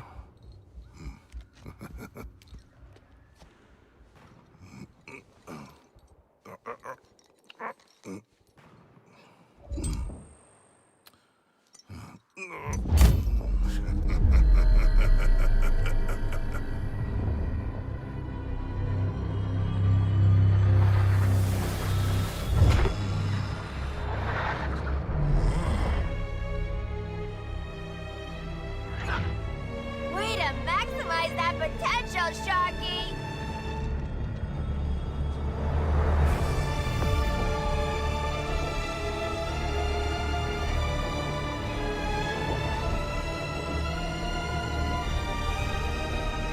Brightest day.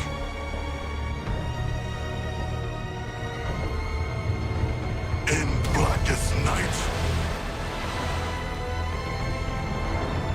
No evil shall escape my sight. Let those who worship evil's might beware my power.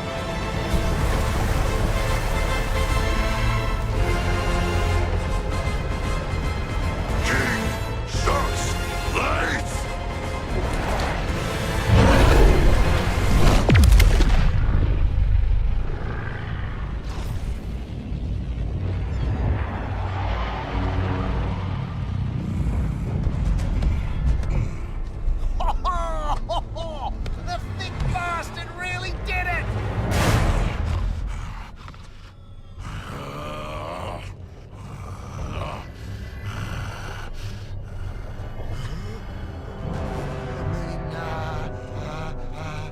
Go, Shark!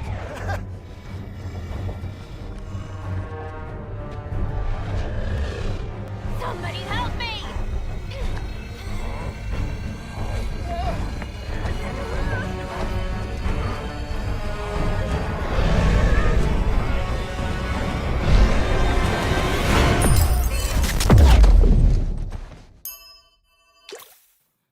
I feel like this cutscene can be used as a litmus test for the kind of person you are. Do you like it or do you hate it? Now me personally, I think King Shark's light is such a cold line. Like, how can you not like this? Shark does what he does, trying to help, giving us this meme in the process, and for a moment Shark's idea works, but the cutscene doesn't end there. Shields down. Acknowledged. Would have sucked if you ate us, pal. Let us never do that again. Waller. I want to thank you for your service, Task Force X. What? You've given us the opening. We're taking it. Your sentences will be posthumously commuted in recognition of your efforts. Impact in 10. Waller. Always taking the nuclear option. Not even mad at this point. Sure suck knowing you nerds. 5, 4, 3, 2, 1.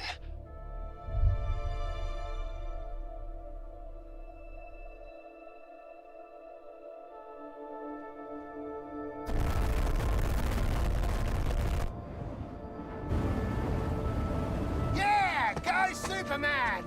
Oh, fuck, it's Superman!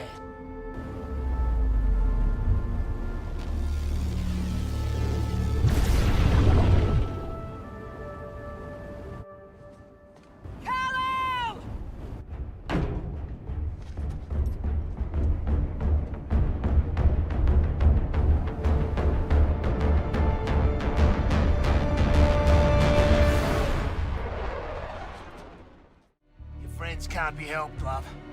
Flash told ya. Either you wake the hell up and help us kick their super asses, Or you stay out of our way, Your Highness.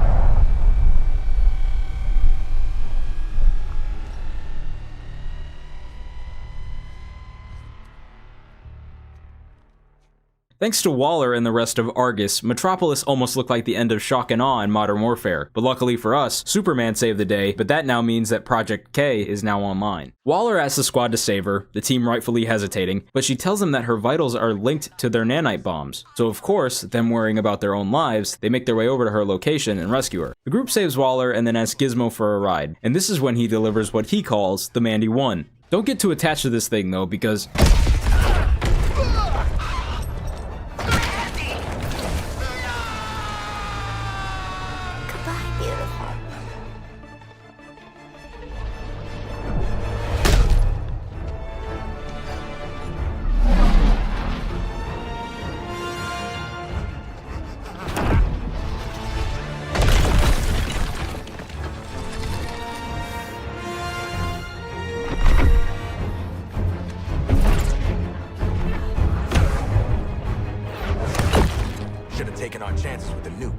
It's about time you saw things from my perspective. And where the hell did Boomerang go? Don't worry. He always comes back.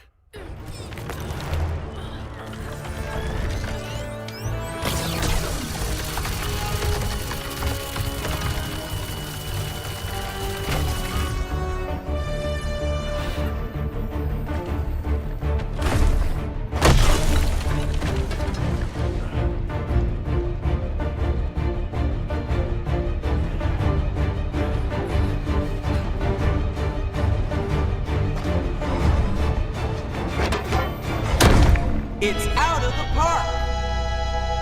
Boomerang comes back with their getaway vehicle and they continue their journey to the Hall of Justice. On the way, Waller crashes outside the Hall of Justice due to her injuries and the squad try to help her up and get inside.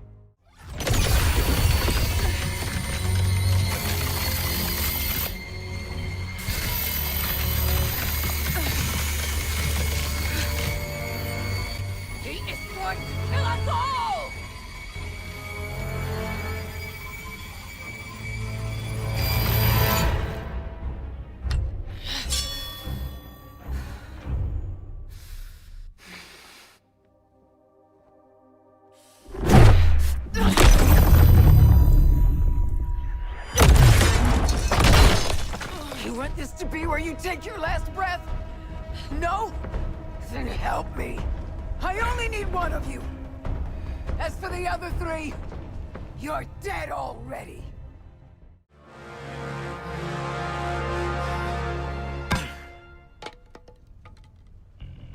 Oh, you shouldn't have done that, Shark. That's Superman. He'll kick your ass. She's with us.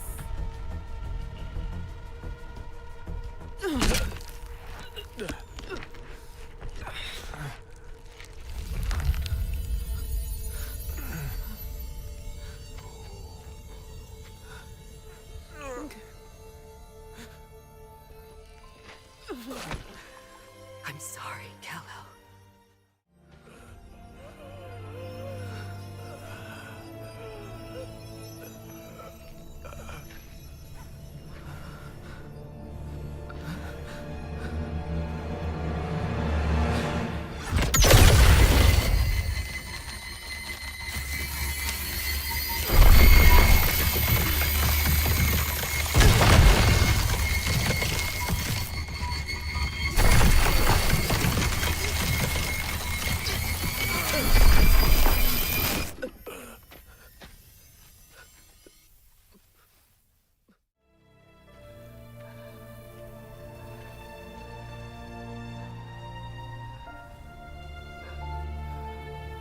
It should have... Don't try to talk. It should have killed him. He'll recover. Be prepared. Shark, help me carry her in. We got medics inside. Thought the four of you couldn't achieve anything. Prove me wrong. This game features a lot of loss, a lot of risk-taking loss. This isn't a fake out. Wonder Woman is dead. Like, she doesn't show up anymore in the game after this. The squad had tried multiple times to convince her to help them, but she went out on her own, dying to her own hubris and self-assurance. It was a sacrifice in the end because her death ends up giving the group a lot of information, although it's still a shame seeing Wonder Woman die trying to bring her friends back. They gave Wonder Woman a more dramatic send-off because she stayed a hero till the end. The League we have faced so far have been nothing but egotistical, murderous world enders, so the version of those characters that they once were are gone. The squad have been forced into this situation, starting off as uncaring and selfish villains, and I'm not saying they've gone and done full 180s or anything, but they have learned some lessons throughout this invasion. And in this moment, they all act out of character, standing up for Wonder Woman, knowing that she is a hero that is needed to help end this apocalyptic threat. And say it was for selfish purposes, they still tried to do the right thing for once, on their own accord. Waller didn't tell them to walk away and try to distract Superman to help Wonder Woman. They made that decision because they wanted to help her. So although this scene can be seen as only Wonder Woman's sacrifice, it also shows that the group are changing as people, going from a selfish group who would throw a beaten up Flash at Batman just for the chance of escaping, to people who would stand up against Superman if it meant possibly saving Wonder Woman. With Wonder Woman gone, there's nothing to stop him from healing up and coming back. And that will be the end of that. Maybe not. Maybe not.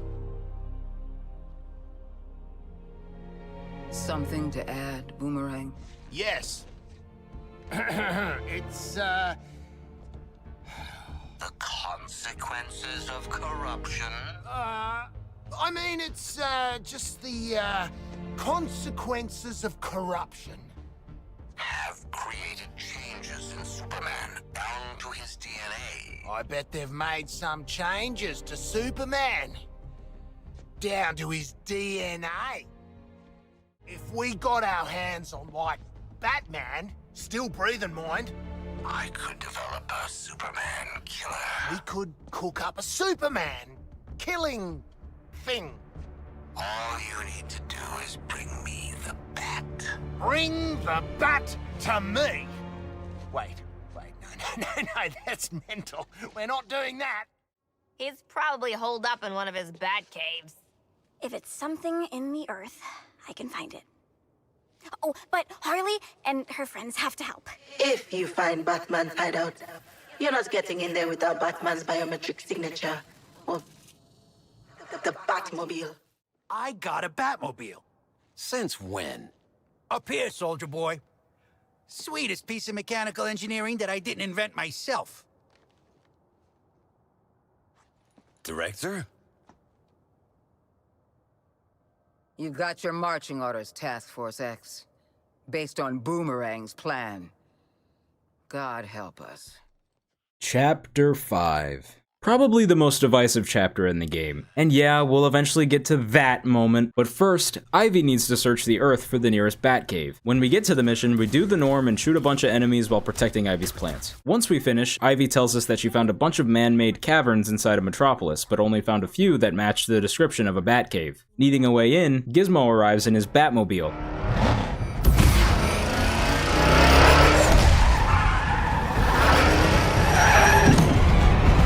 What the hell is this? Before heading out to the first location, Gizmo tells the group that they need to hold off the hordes while he scans for the cave, and then he just flies away. So I shot at Batman and then followed behind. The group goes from place to place, fighting enemies on the way, eventually finding the entrance to their Batcave.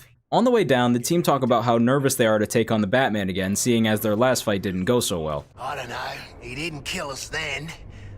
This time he'd defo kill us, right? When you get to the Batcave, you can actually find many things related to the Arkham series, like you can find the Batwing, as well as holograms of the Batmobile and Wayne Manor that come from Arkham Knight. There is also an area with other Batsuits, and this spot's kind of a bummer because it's all just the same suit from this game. I think it would have been cool to see the other suits that you can wear in the Arkham games, but they do make up for it with my favorite spot in the cave. Okay, so this is actually future me talking right now, and when I was getting close to finishing this video, they actually went and changed the suits in the Batcave to the ones that Batman wears throughout the main trilogy, so I guess you can ignore the previous point.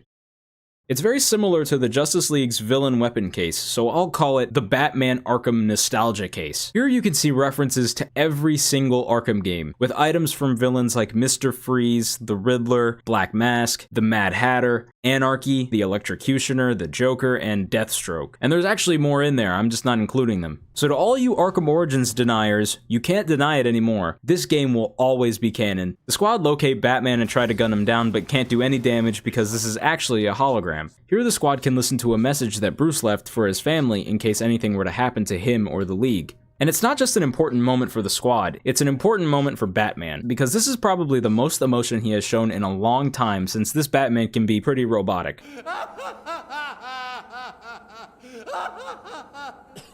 He tells Robin he was proud to call him and the rest of the Bat family his friends, even tearing up while saying that. This is when Bruce tells any receivers of his message how to take down each hero, since he had been working on contingencies in case any member went rogue. These are referred to as the Babel Protocols, in reference to the Tower of Babel comic where we learn that Batman has made secret files for each Justice League member, highlighting their strengths and weaknesses. Harley goes and skips some of the descriptions on how to take down some of the League, since they had already been handled. And we can actually see here that Bruce talks about the Speed Force decoupler, which is interesting because we saw the decoupler with Lex, and then we got it from the Toyman. So did Lex and Bruce work together on this? The team learned that there is no anti-Batman device, which is interesting since one of Batman's main weaknesses is his vulnerability to his loved ones. And speaking of his loved ones, King Shark smells blood and turns around to find out that Robin had already been there. And let's actually talk about this for a second. Robin has been in this series since Arkham City, and since then we have played as him many times, so to me it's pretty obvious he isn't dead. Not just because of the no body, no death thing, but we know that he is more than capable of handling himself, from both the challenge maps and his DLCs. It's not like Batman beat up Tim so bad that he turned into a bloody mask on the floor, and how many times in this series have we actually watched someone die and then they come back? So no, I don't think he's dead, but rather scarred. So I wouldn't be surprised if he had to put that Red Robin cowl back on. Superman. He's our friend, but he's also the most dangerous being to ever set foot on Earth. If you want to have any chance of defeating him...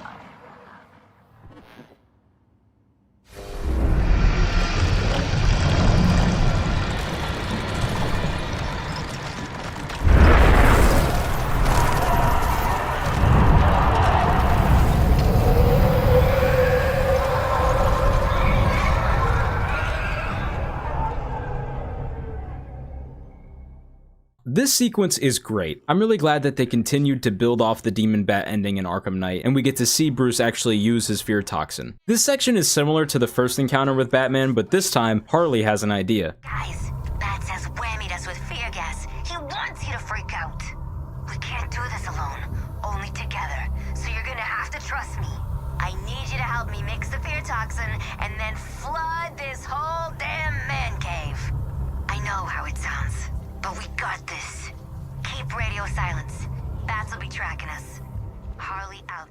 Over the years, Harley has apparently built an immunity to fear toxin, so she tries to help guide the others to valves that can mix the gas. This is probably the most coherent and normal Harley has ever sounded in this series, almost like seeing Harleen come back to the light for a second. This sequence should seem familiar to some, since here we are with another Arkham Knight callback. This looks very similar to the moment where we see Joker dealing with his fear of being forgotten, having to also shoot at Batman statues and jump scares. Here, each character also starts to hear voices of the people they don't want to disappoint. Boomerang hears himself, King Shark hears his father, Deadshot hears his daughter, and Harley hears Harleen. And once again, each member gets taken out one by one until all that's left is Harley. And by this point, Batman's hallucinations are all over the place, having to countershot his jump scares or shoot his apparitions. When you get to Harley's section, you can hear the iconic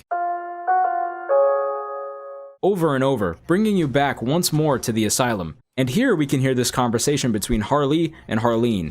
Because it looks like you traded one killer clown dependency for 3 more. It ain't like that. This gang, they're better for us. Oh, sweetie. You think these people can fix you? You think they care? They won't even follow your plan. You don't call her right in years, and then you go straight to the heavy stuff? Ever think that maybe you're a better follower than a leader? Now that is crazy talk. You'd never say that. I know this ain't you. It's Bat's fingers in my head. Listen, Harleen. I've got this worked out. I hope you'll be proud of me one day. Like I said a while ago, it has been 5 years since Night. That is 1,826.25 days for someone to change. And Harley is and will always be a terrible person in this universe. She may even be the most evil and monstrous on this team. One thing about Harley Quinn though is that no version of her will ever be the exact same. Especially nowadays with the push to make her more of an anti-hero type instead of just Joker's partner. So she will constantly change depending on who is writing. And for this game, the writers and directors stayed pretty much the same as the ones who wrote City and Night. So they clearly had an intent on having Harley recognize her faults over the gap in years, but we just weren't able to see it. I imagine that after being locked inside Panessa Studios by Batman and Robin, she was arrested and then stayed in the asylum until this game's events. So maybe while she was in lockup, she was able to grow some empathy and partly become her own person again. I just wish we got to see more of these changes that happened off screen, because making adjustments to these characters without people knowing is such a bad idea. We do at least get a brief glimpse in this game's prequel comic where we can see that Harley has gained a bit more control of herself, speaking normally to characters like Jim Gordon, which by the way, it's cool to see him in here since he doesn't make an appearance in this game now that he's the mayor of Gotham. It's also a bonus that whenever I read this character now, all I hear is Mike Ehrmantraut. She's my family! My daughter! We had a good thing, you stupid son of a bitch! Shut the fuck up. Also, in this comic, they kind of just kill Victor Zsasz. Like, they really just have King Shark bite his head off like he wasn't one of the oldest villains in this series. But hey, you do get a doll for it, so she doesn't deserve, nor do I think she wants forgiveness or redemption. She just wants to move on from Joker and be treated as a solo act, which is why throughout this whole game, she is denied things from her past, like being called the Joker's sidekick or having to wear her old outfit. I don't know what led her to be so easily influenced by him from Origins onward, but Harleen clearly is at least 10% there instead of 0. Someone's about to get a heaping helping of hubris. Hope it ain't me.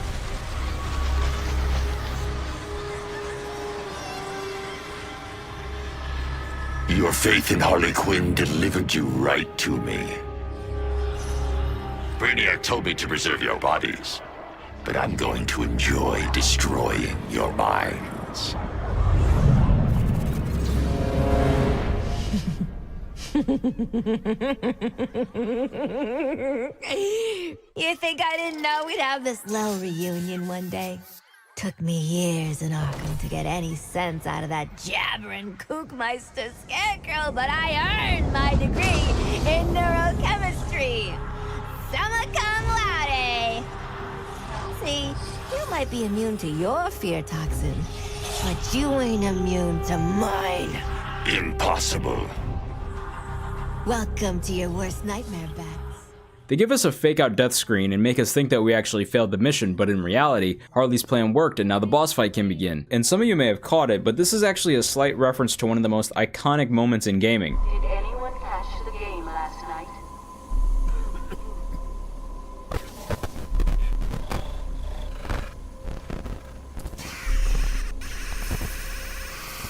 There's also a line in there that makes me think that they forgot that Harley's a psychologist and not a neurochemist, but it also could have been her minor or something like that, so I'll just say it's that. Either way, for such a great character, his boss fight is...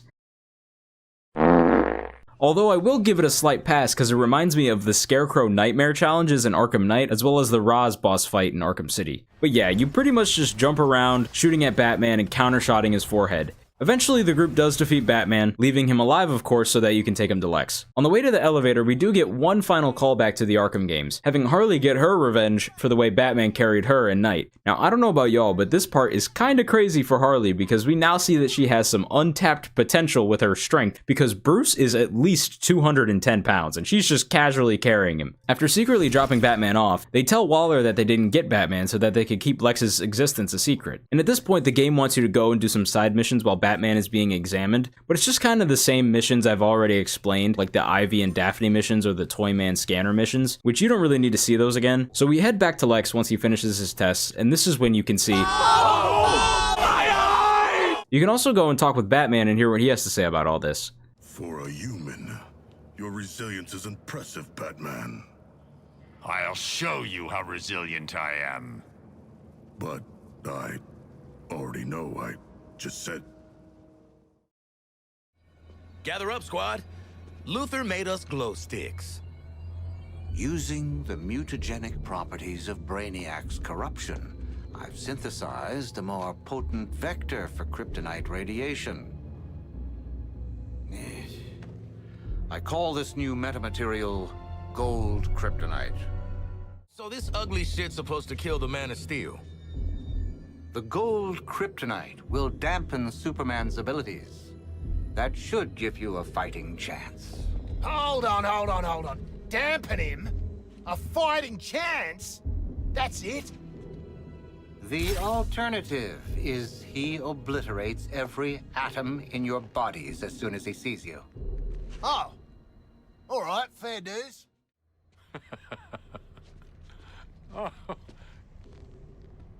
Harley, even you can't be stupid enough to think that you have a chance against Superman.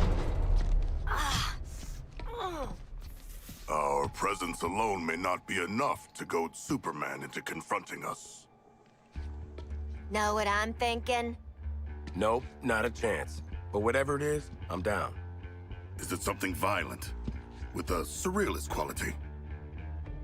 Lex 2, I'm gonna need you to discharge the patient into my care. The group walks out of LexCorp in different outfits somehow, and then head over to Centennial Park where they will use Batman to draw out Superman. Voila.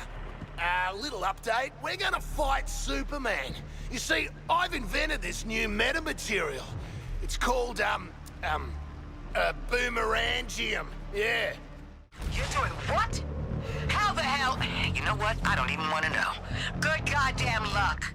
And after shooting and killing and defending the van and all that, we can finally get to that moment. You're gonna die screaming at Superman's feet. Why? What's up with his feet? I don't know, man. We're 2 for 2 on killing your boys so far. You think you're a team now? You're herd animals, dependent on someone else to survive. Like you, Harkness. An illiterate alcoholic who's desperate for the spotlight. Yeah, and Floyd's a deadbeat dad. Sharky's a freak who'll never be a real boy, and I'm... What was it? Oh yeah, I never was too bright. Get some new material, jerk off.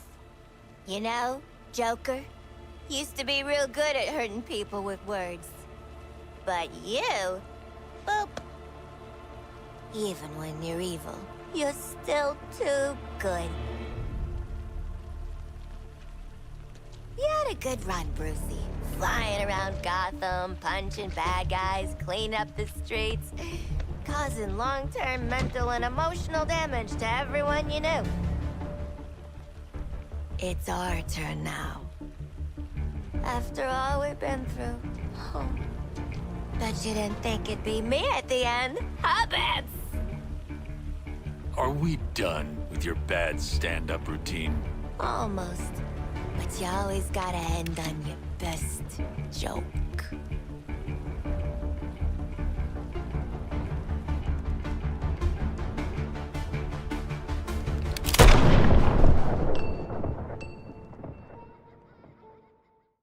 Time for us bad guys to save the world.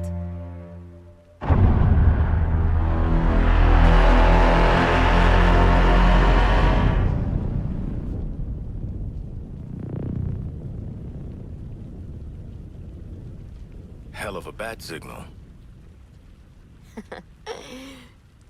Huh. What's up? Bat's got the last laugh after all.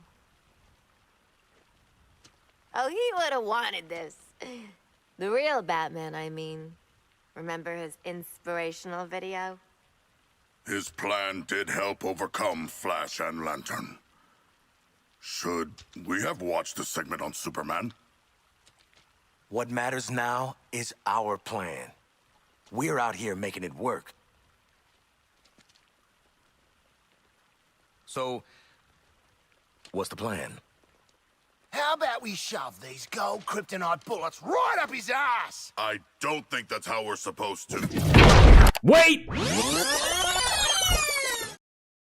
I need to talk about that cutscene. This is the moment that ruined the universe for some. And you know what? In some ways, I could maybe understand that argument. But I've watched this cutscene a lot of times now, and every time I've come to the same conclusion. And it's that Harley isn't really wrong here. Hold on, hear me out. Batman in this game has done nothing but talk down to these characters throughout the story, and this doesn't affect Harley anymore. She sees this as a joke because she knows the real Batman doesn't even act like this, so I'm sure in her eyes, Batman being evil knowing he is still inherently good on the inside, he can't amount to the demons of her past. Slapping around Harley? My hobby, by the way. And I'm not trying to say that just because she's a victim, that means she gets a pass. Not at all. This woman is an insane monster of a person, but they clearly want to evolve her character past that point. So I don't see this moment as her trying to morally one-up Batman or make him seem like he's been some terrible person this entire time. I see this as her being open with Bruce for once, admitting that he did have a good run doing what he did. And it may sound like sarcasm or a joke, but I don't think it is, because when it comes time to pull the trigger, she shows no joy in her face. She's now acknowledging that Batman has done a lot of good for people, even her, while also calling him out on his own flaws, just like how he was trying to shame them for theirs.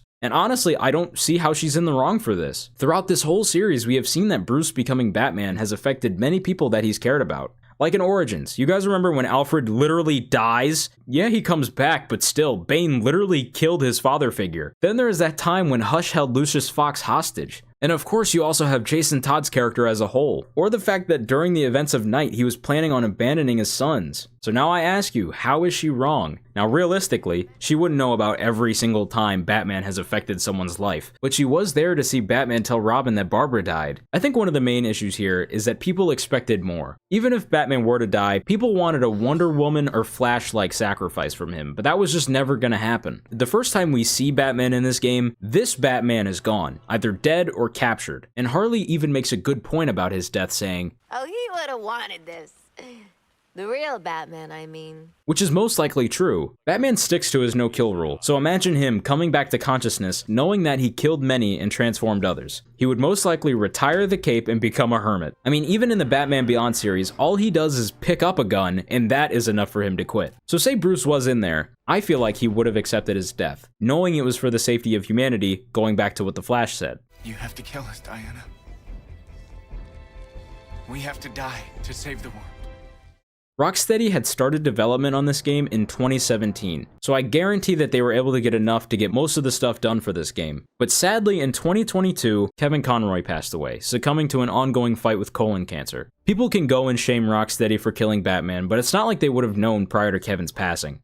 At the end of the day, Kevin was the one who willingly signed onto the script because he liked it. He was the one who wanted to play a villain, and he got that chance. If you weren't the Batman, what other character would you want to play? You know, people ask me that, and I never have an answer because I'm like, well, when you start at 100, where do you go?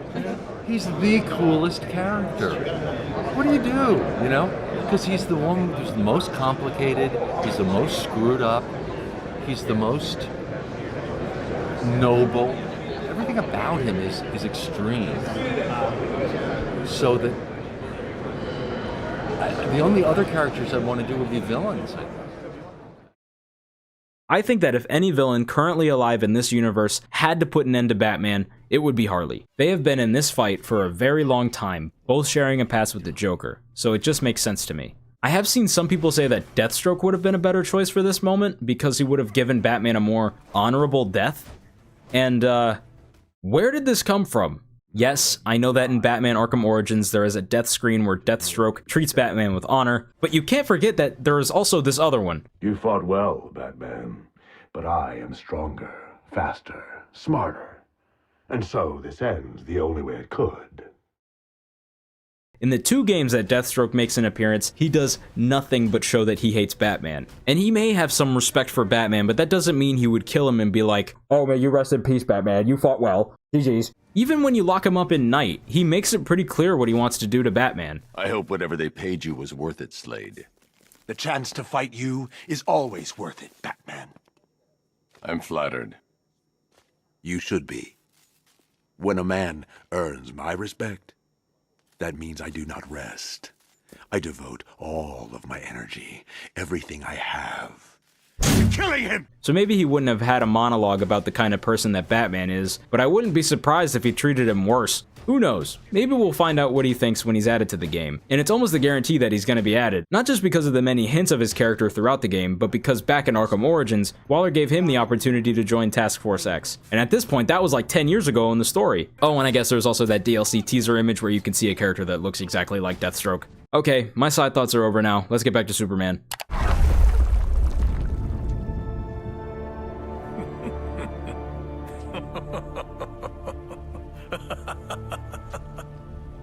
One of the world's finest heroes. Snuffed out by this. Mm-hmm. And you're next, asshole. Sure.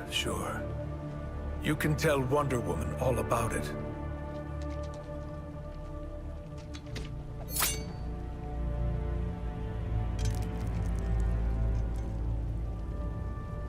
Not so funny now, is it, dickhead?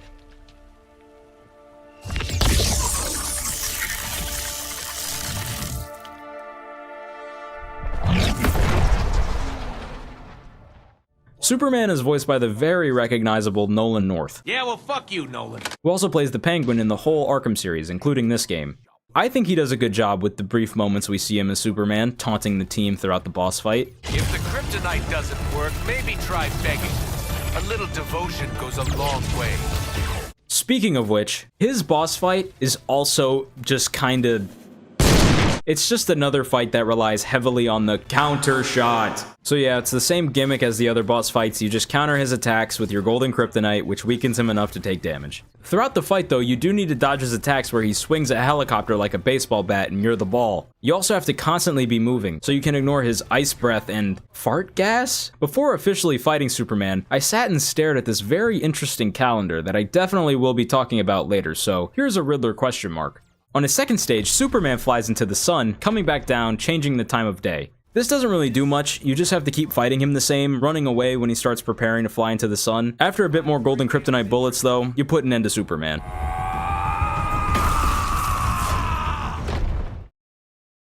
And I think this is actually another problem with the game. You can't just kill these superheroes like they're some D-tier characters. Green Lantern, Wonder Woman, and Batman get a final moment to say something, but for Flash and Superman, they just kinda...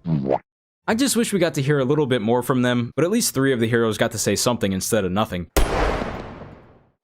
Really hope he's dead.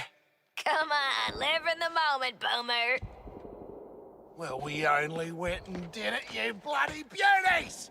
We killed Superman! Hell, we murdered the whole Justice League! In self-defense, since they were all totally evil, yeah. A titanic battle. A good, glorious battle. But one foe remains. Hey! Scream now or forever rest in peace!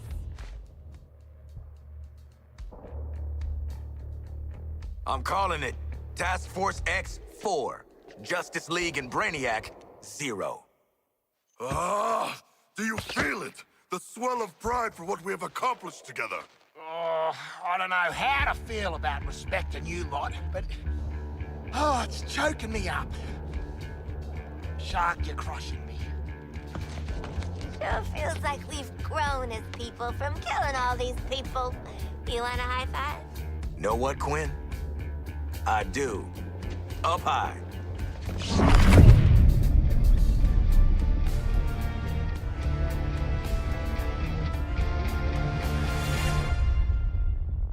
Celebrating before the game is over. How human of you. Don't you know this is my game? I make the rules. Yes, you know who I am. Second level intellect. Fight or flight. I'm not letting you do either just yet. We finally get to meet the main antagonist of the game, Brainiac. And I know what you're thinking. Why didn't Brainiac just freeze the squad and teleport the squad to the ship earlier? Is he stupid? And I guess he is, because why didn't he do that? Perhaps you were too busy ending the Kryptonian to notice. But my invasion continues. Invasion always continues. New Kolu will be reborn. In your universe. In every universe. I'm making it a universal constant.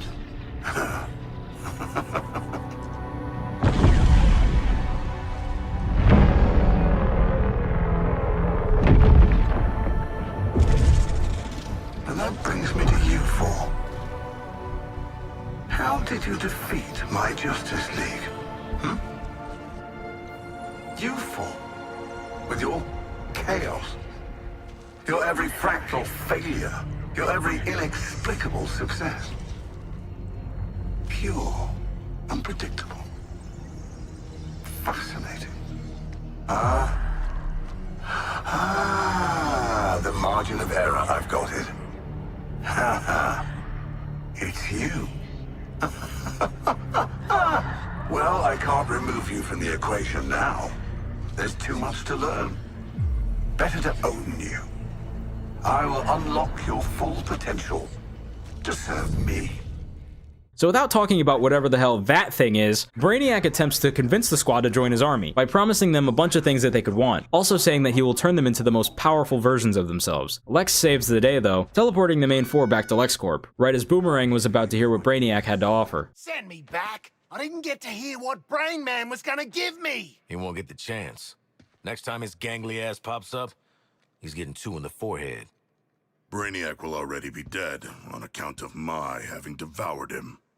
Don't worry, boys. We're gonna shoot him, eat him, poop him out, maybe shoot him again. It'll be great. So, make it happen, Lex. We got an alien mastermind to murder. Masterminds.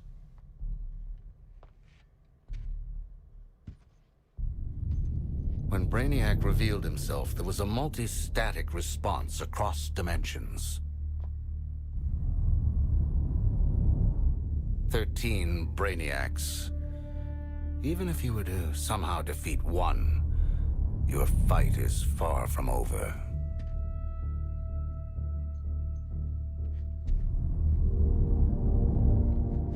We get to keep killing him over and over. 13 times the payback. An eternal conflict. This is beautiful, Lexi. We get to fly around the city doing acrobatic shit. The Justice League are all dead. Plenty of unsuspecting victims to blow up and get cool toys from. And best of all, Waller don't have a clue. She does. Obviously, this shocks the whole group, and Waller tells Boomerang to capture Lex for her. Lex interrupts though, saying that he already has a bomb in his head and that if he goes, his building and all of his information goes too. Not having a way to get what she wants, Waller tells the squad to head back to the Hall of Justice. She ends the call, while also ending Chapter 5. Oh, and I know I didn't talk about the 13 Brainiac thing, but trust me, I will.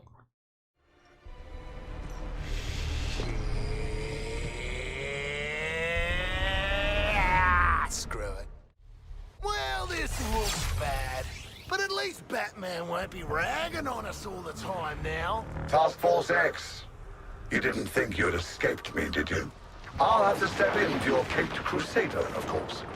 But I've made some unit alterations that may interest you. Watch the shadows.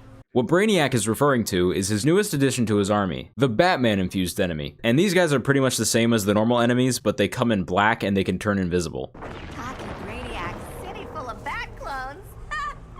This is fine. After this though, the group can make their way to the Hall of Justice and speak with Waller. When they get there, they tell her that Lex has been treating them better, but that's not what's important about this cutscene. Waller tells the group that she had hacked trying to integrate both the Argus and LexCorp networks, but she ended up finding the device that they left in Wayne Bank. All of this is cut short though because Lex joins the conversation as a hologram. This is when he introduces the group to the concept of Elseworlds, continuing where he left off in the whole 13 Brainiac thing. Anyways, after our map is updated, Lex and Waller give instructions on how to reach Brainiac on Earth 2. And then we just get this random, weird, out-of-place flirty moment between them. Crisis does make for strange bedfellows. Don't say that. You know, I will bring you to heel one day. You'll try. no. So after some fighting and shooting, the group make their way to the phasing point for Earth 2. And after a couple lines from Brainiac, the group enter the portal and then are phased back onto the destroyed metropolis that we saw a long time ago. Strike mission on Brainiac's data vault is a go. We're working on that shield as we speak. First priority is to pick your route. Time's ticking and you have ancillary objectives to clear before hitting the vault. Now it's on you, Task Force X. Take this extra-dimensional asshole out. So like Waller said, Argus has to work on taking down Brainiac's shield, so that means we have a couple things to do. First is helping Toyman with gathering data for Brainiac's shields. This is obviously the same as any other Toyman mission, so we head over to his toy truck and take enemies out while gathering data shards. We do it once and then we do it twice, finishing up the first objective. Next we have to cross some Earth 2 Brainiac water and take down probably the most amount of incubators you can get in this game. So after taking down every single incubator, we finally head over to the shield and confront Brainiac.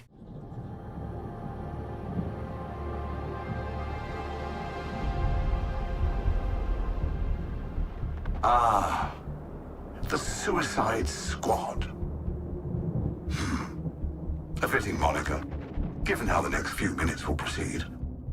A bit on the nose, possibly. Okay, Brainiac. Any final words, Tyrant? Make them memorable, because this group is easily distracted. Oh, how about this? I'm going to break your bodies, hollow out your minds, and rebuild you as my pets. With what? Your special brain powers? Ain't gonna work this time. No, I thought we'd try something a bit different, just for fun.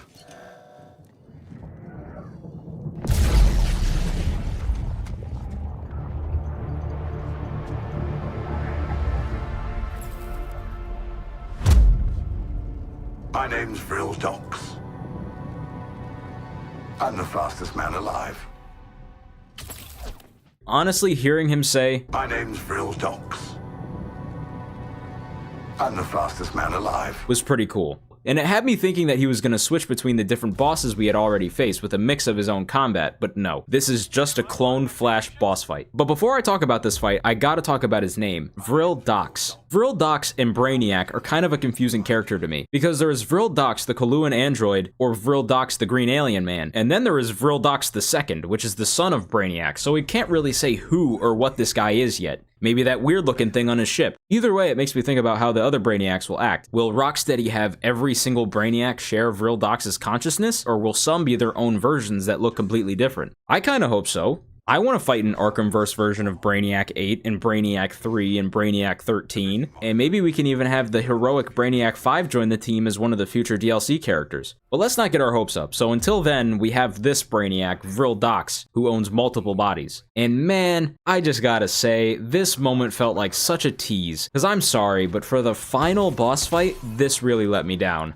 The only differences from the Flash boss fight is that from time to time, Brainiac will send hordes of his army to fight you. With him becoming the Flash, I was expecting him to maybe fly around as Superman, freezing the ground, then hitting us with Speed Force attacks while Green Lantern's mines are all over the place. But no, we just do what we've been doing this whole game and countershot Brainiac so that our Speed Force decouplers can work. Another thing that can happen is he'll try to suck you because his body was designed to regenerate. But you can avoid that pretty easily. After some more fighting though, the team beat Brainiac in this pretty unlikely 4v1, leading to the final cutscene in the game. Now, where were we?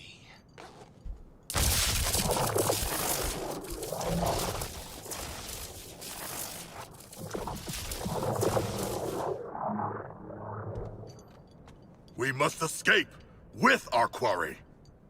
Do you plan to carry him the entire way to Earth 1? Who says I can't? Squad 5. Tiny Brainiac 0. All right. That was pretty good.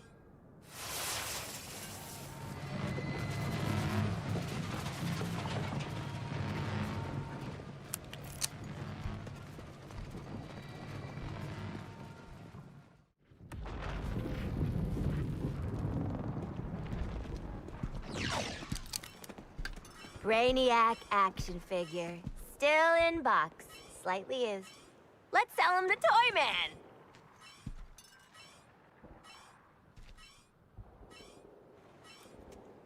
We cannot. I will devour him, remember?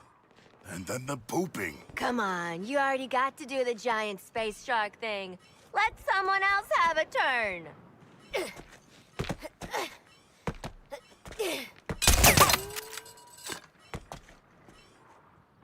You straight up executed the damn Batman. And you got to say something cool before you killed Lantern. I'm thinking a plastic bag, some paw ointment, then we insert Brain Man into... No, man. What the hell are you four doing now? Where is Brainiac? Relax, Lexi. Got him right where we want him. Shit.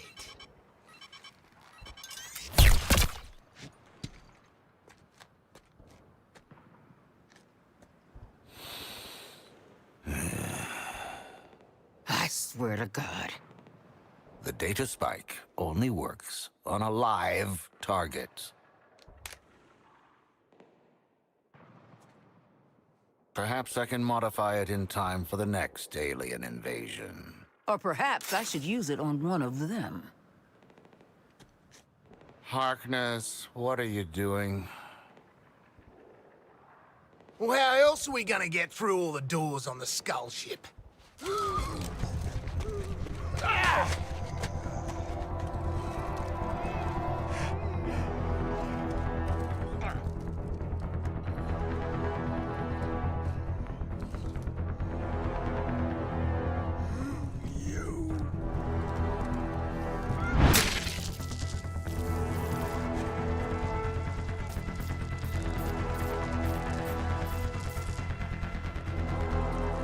Waller out.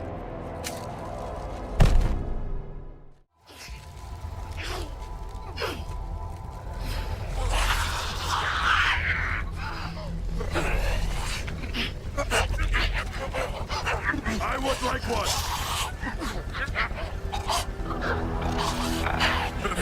One of a kind, I'm afraid.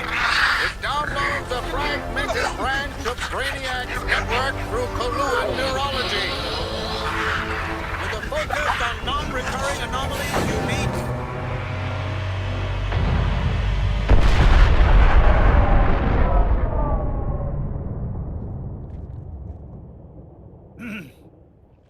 With a focus on non-recurring anomalies unique to each dimension. So, we get to play with a bunch of cool shit from alternate universes, and then what? Retire? Once you've defeated all 13 Brainiacs, yes. You mean 12? A kill list. We can work with that.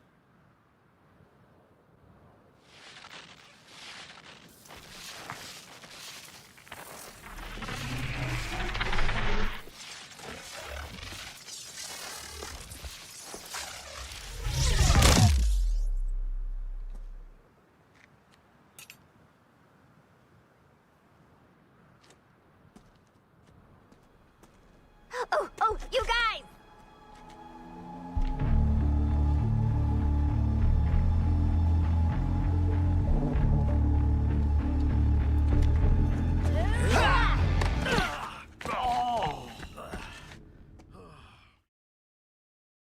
Outside of all the characters' banter, the main thing to unpack from that scene was the reaction that Brainiac had when seeing Lex, saying, "I don't know what this means, but I'm sure we'll learn, and I'm sure that it will lead to this Lex betraying everyone in the end." But yeah, that's how the game ends, and it's kinda crap, I'm not gonna lie. If that's where the game was actually ending, but it's not. We do have plenty of stuff on the way, or at least, as of right now, we have the Joker on the way. Speaking of which, while making this video, I didn't know if he was gonna come out or not, so I was preparing to include him, but I think I'm good for now. You failed!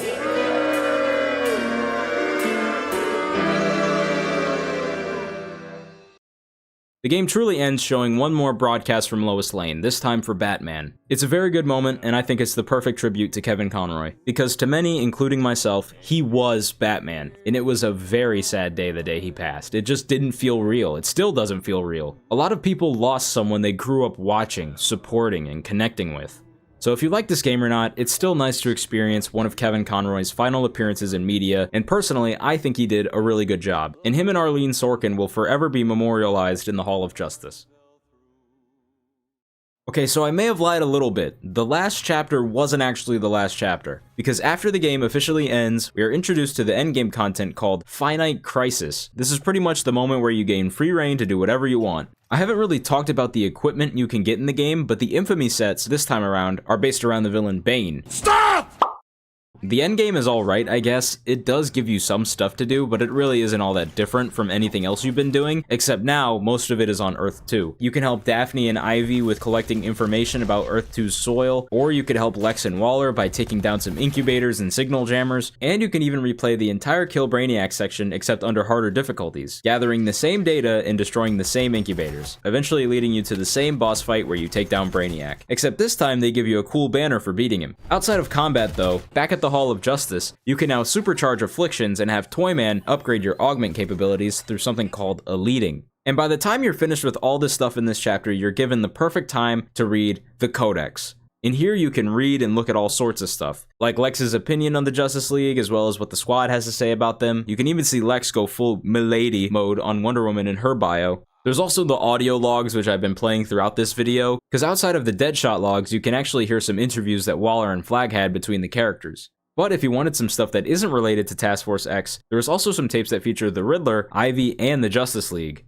So I think if you are interested, you should definitely give them a listen, because you can find some pretty interesting stuff in there. And with that, that leads me to the end of this game's story, which means we can finally get to what I said was the point of this video. That being, the clone theory.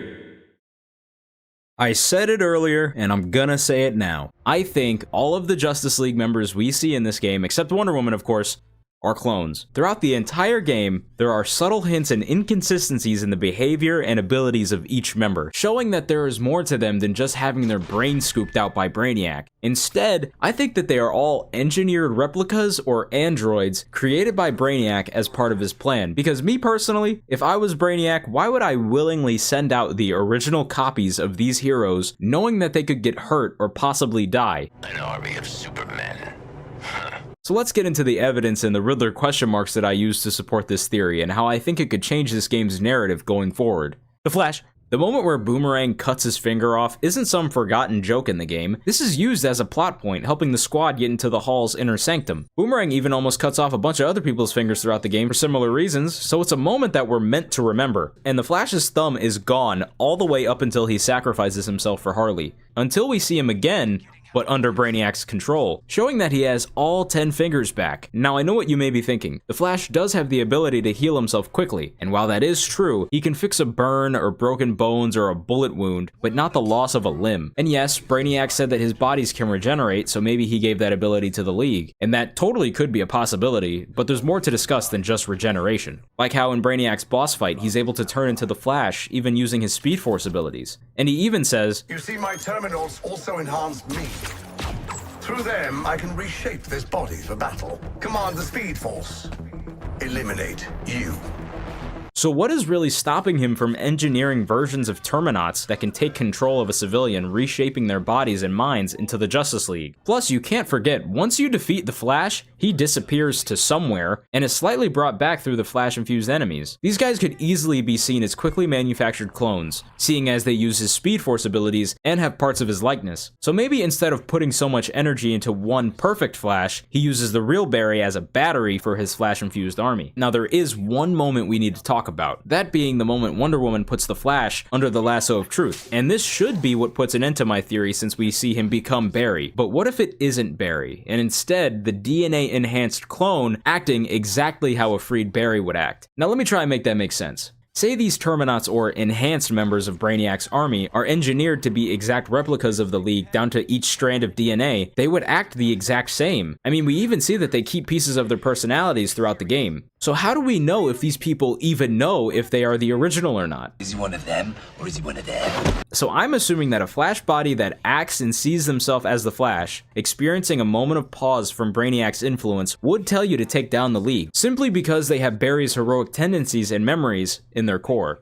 Green Lantern. John Stewart, or Green Lantern, played by Dan White, was a menacing and very egotistical version of one of my favorite Green Lanterns. And the reasons I have for him being a clone aren't as spread out as the Flash. The clone theory doesn't really work around his character, but more about how his ring reacts to other people in this game. In the scene where King Shark uses Green Lantern's ring, he shouldn't have even been given the chance to use it, because once whoever owns the ring dies, it is meant to fly off to find a new wielder. And in this moment it didn't do this, and that leads to King Shark ripping off Lantern's finger and forcing it onto his own, which is another piece of evidence as the rings are meant to adjust to the wearer's finger size when worn. So maybe while Green Lantern himself shows very little differences, his ring slips up a lot of times, showing that he is indeed a clone. The Batman. In the previous games, it only took 3 bullets and a gust of wind for Batman to die. So other than the fact that we see Batman still alive after being covered in bullet holes, there is a few other things that might show he's a clone, like the bat-infused enemies, which are pretty similar to the Flash ones, or that one line when we get the fake-out death screen revealing that Brainiac wanted Batman to preserve the squad's bodies. So how do we know that the original League's bodies aren't preserved as well, maybe even being kept in the storage units that Lex told us about earlier on in the game? All of that can get you thinking, but truthfully, my main reason that I think Batman is a clone was not thought of by me. This was completely found by the YouTube channel Batman Arkham Videos, where in one of their videos, they found a secret message being told throughout all of Metropolis. To sum it up, in certain locations you can find calendars circling different days of each month, eventually leading to the last calendar with a bat marked on the last day. Not only is this a reference to Calendar Man from the previous games, this is also a puzzle. If you order each month and convert each date into letters based on the day of the month, with January 8th as H and February 5th as E for example, you will get this message: he will return. So if that doesn't sell you on there being something more to this story, I don't know what will. Wait, no, that's the wrong one.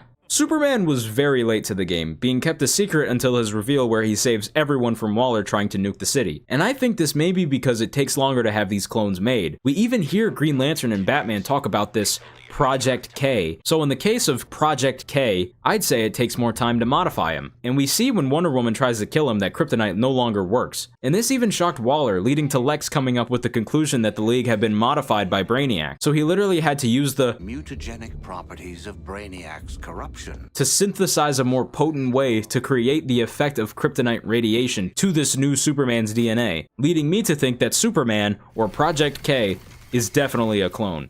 Now sadly, I think I may have gotten too carried away with this theory, convincing myself of things that most likely won't ever happen. So if you weren't convinced and think everything I said was all a reach, I totally understand. Because when has Brainiac ever even been known to clone people?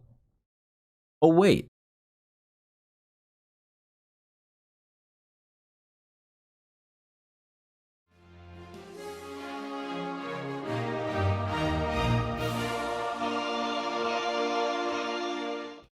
In episode 11 of season 2 of the animated series Justice League Unlimited, titled Panic in the Sky, we see Lex Luthor trying to transfer his consciousness into an android body that will grant himself superpowers. Batman confronts Luthor but is overpowered and then thrown out of a window. But guess what? Amanda Waller shows up and stops Luthor from doing his transfer. The Justice League then saves Batman and confront Lex, giving us this pretty horrific moment for a kid's show.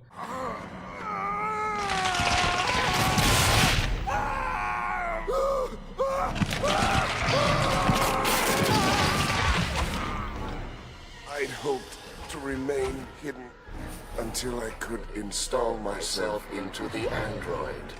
But you forced my hand. Brainiac. Here, the Justice League learn that Brainiac has been lying dormant inside of Lex's body for a very long time, since within the universe's lore, all the way back in 1997 in episode 14 of season 2 in the Superman animated series, we get the episode titled Ghost in the Machine, where we see Lex kidnapped by Brainiac, forced to make him a new body. As the episode goes on, we see moments of Lex losing his grip on reality since Brainiac won't let him rest or eat, only providing him with candy bars. By the time we get near the end of the episode, we still see Lex fixing up Brainiac's body, which leads to this. I believe I can take it from here.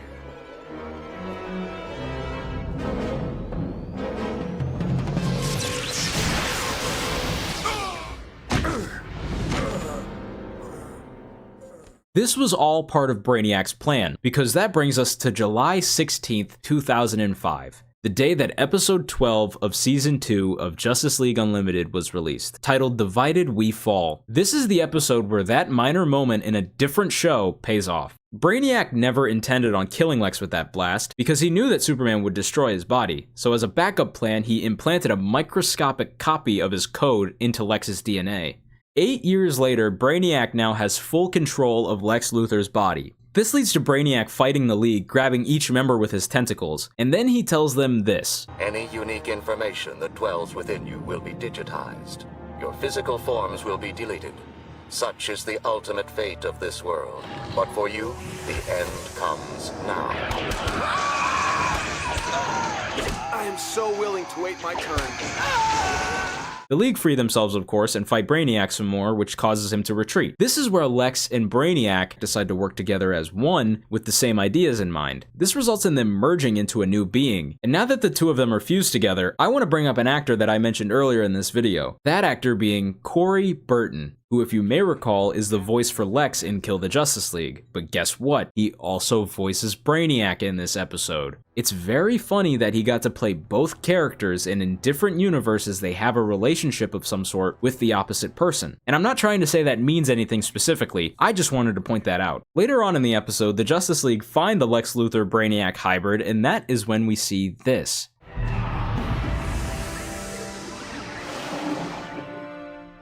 No, no, no.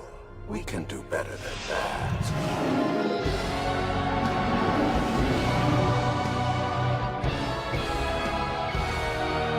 Well, would you look at that? Brainiac made robot clones of the Justice League. Okay, well, they are actually clones of the evil Earth 50 variants of the League called the Justice Lords, but still, these copies are pretty much the same. And guess what? They even use the League's fears and insecurities against them.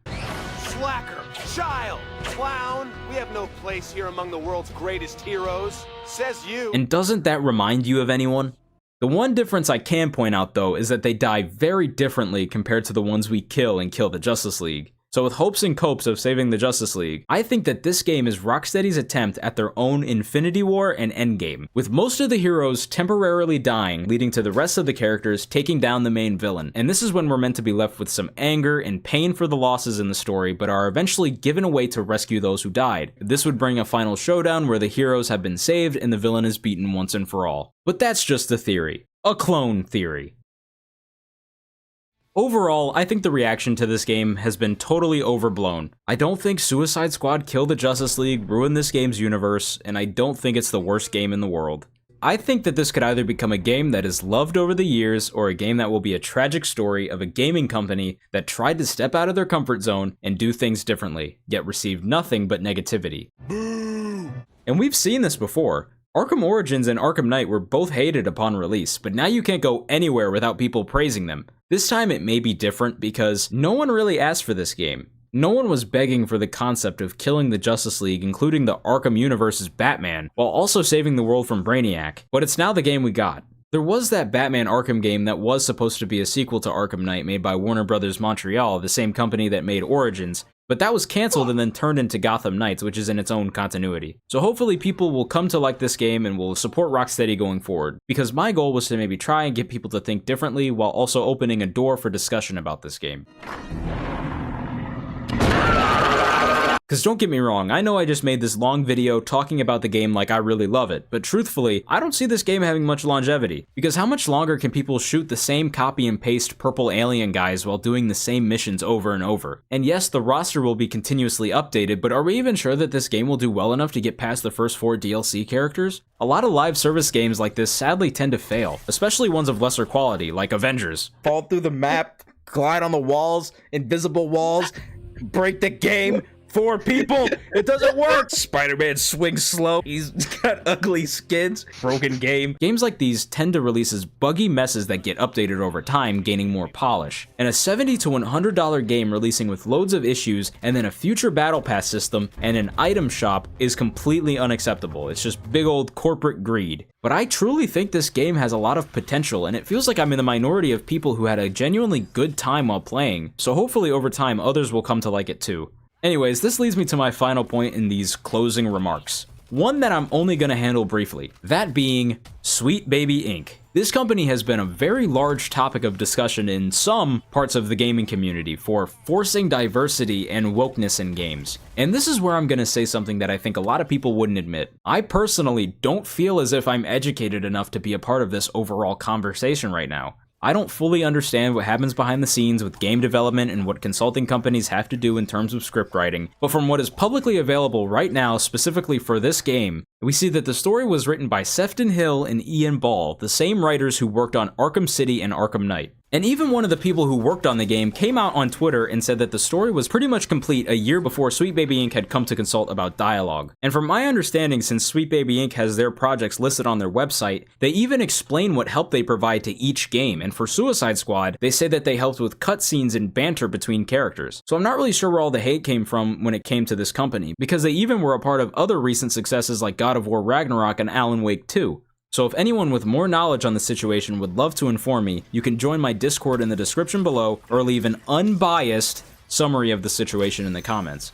But in my opinion, if you see Wonder Woman staying alive, or Harley Quinn having character development, or Deadshot being black for the sake of world building, or this little sign that you walk by in the Hall of Justice as forced diversity and wokeness, maybe the problem is you. In the end, it's just the game. If you like it, keep playing it and keep supporting it. If you don't like it, ignore the game and focus your energy on playing games you know you enjoy. Or even go back and play the Arkham games, because those things are still timeless masterpieces. But I still commend Rocksteady for taking a risk, because they clearly had a vision and tried their best to execute it. I personally think the story is decent and could get better over time if they do things right. And who knows, maybe after this game, the universe can continue to expand with more single-player experiences, focusing on other heroes in their respective cities, like Superman in Metropolis or the Flash in Central City. Anyways, I hope you enjoyed this video. It was very different to what I normally do, but hopefully I did well for my first time. If you do want more long-form content from me, maybe I'll consider it. I've got some things I could probably yap about for an hour. But yeah, right now, I think the game's a solid 6.5 or 7, but if things get better, maybe that could rise to a 7.5 or an 8. So here's my tier list of the games, and I'll see y'all later.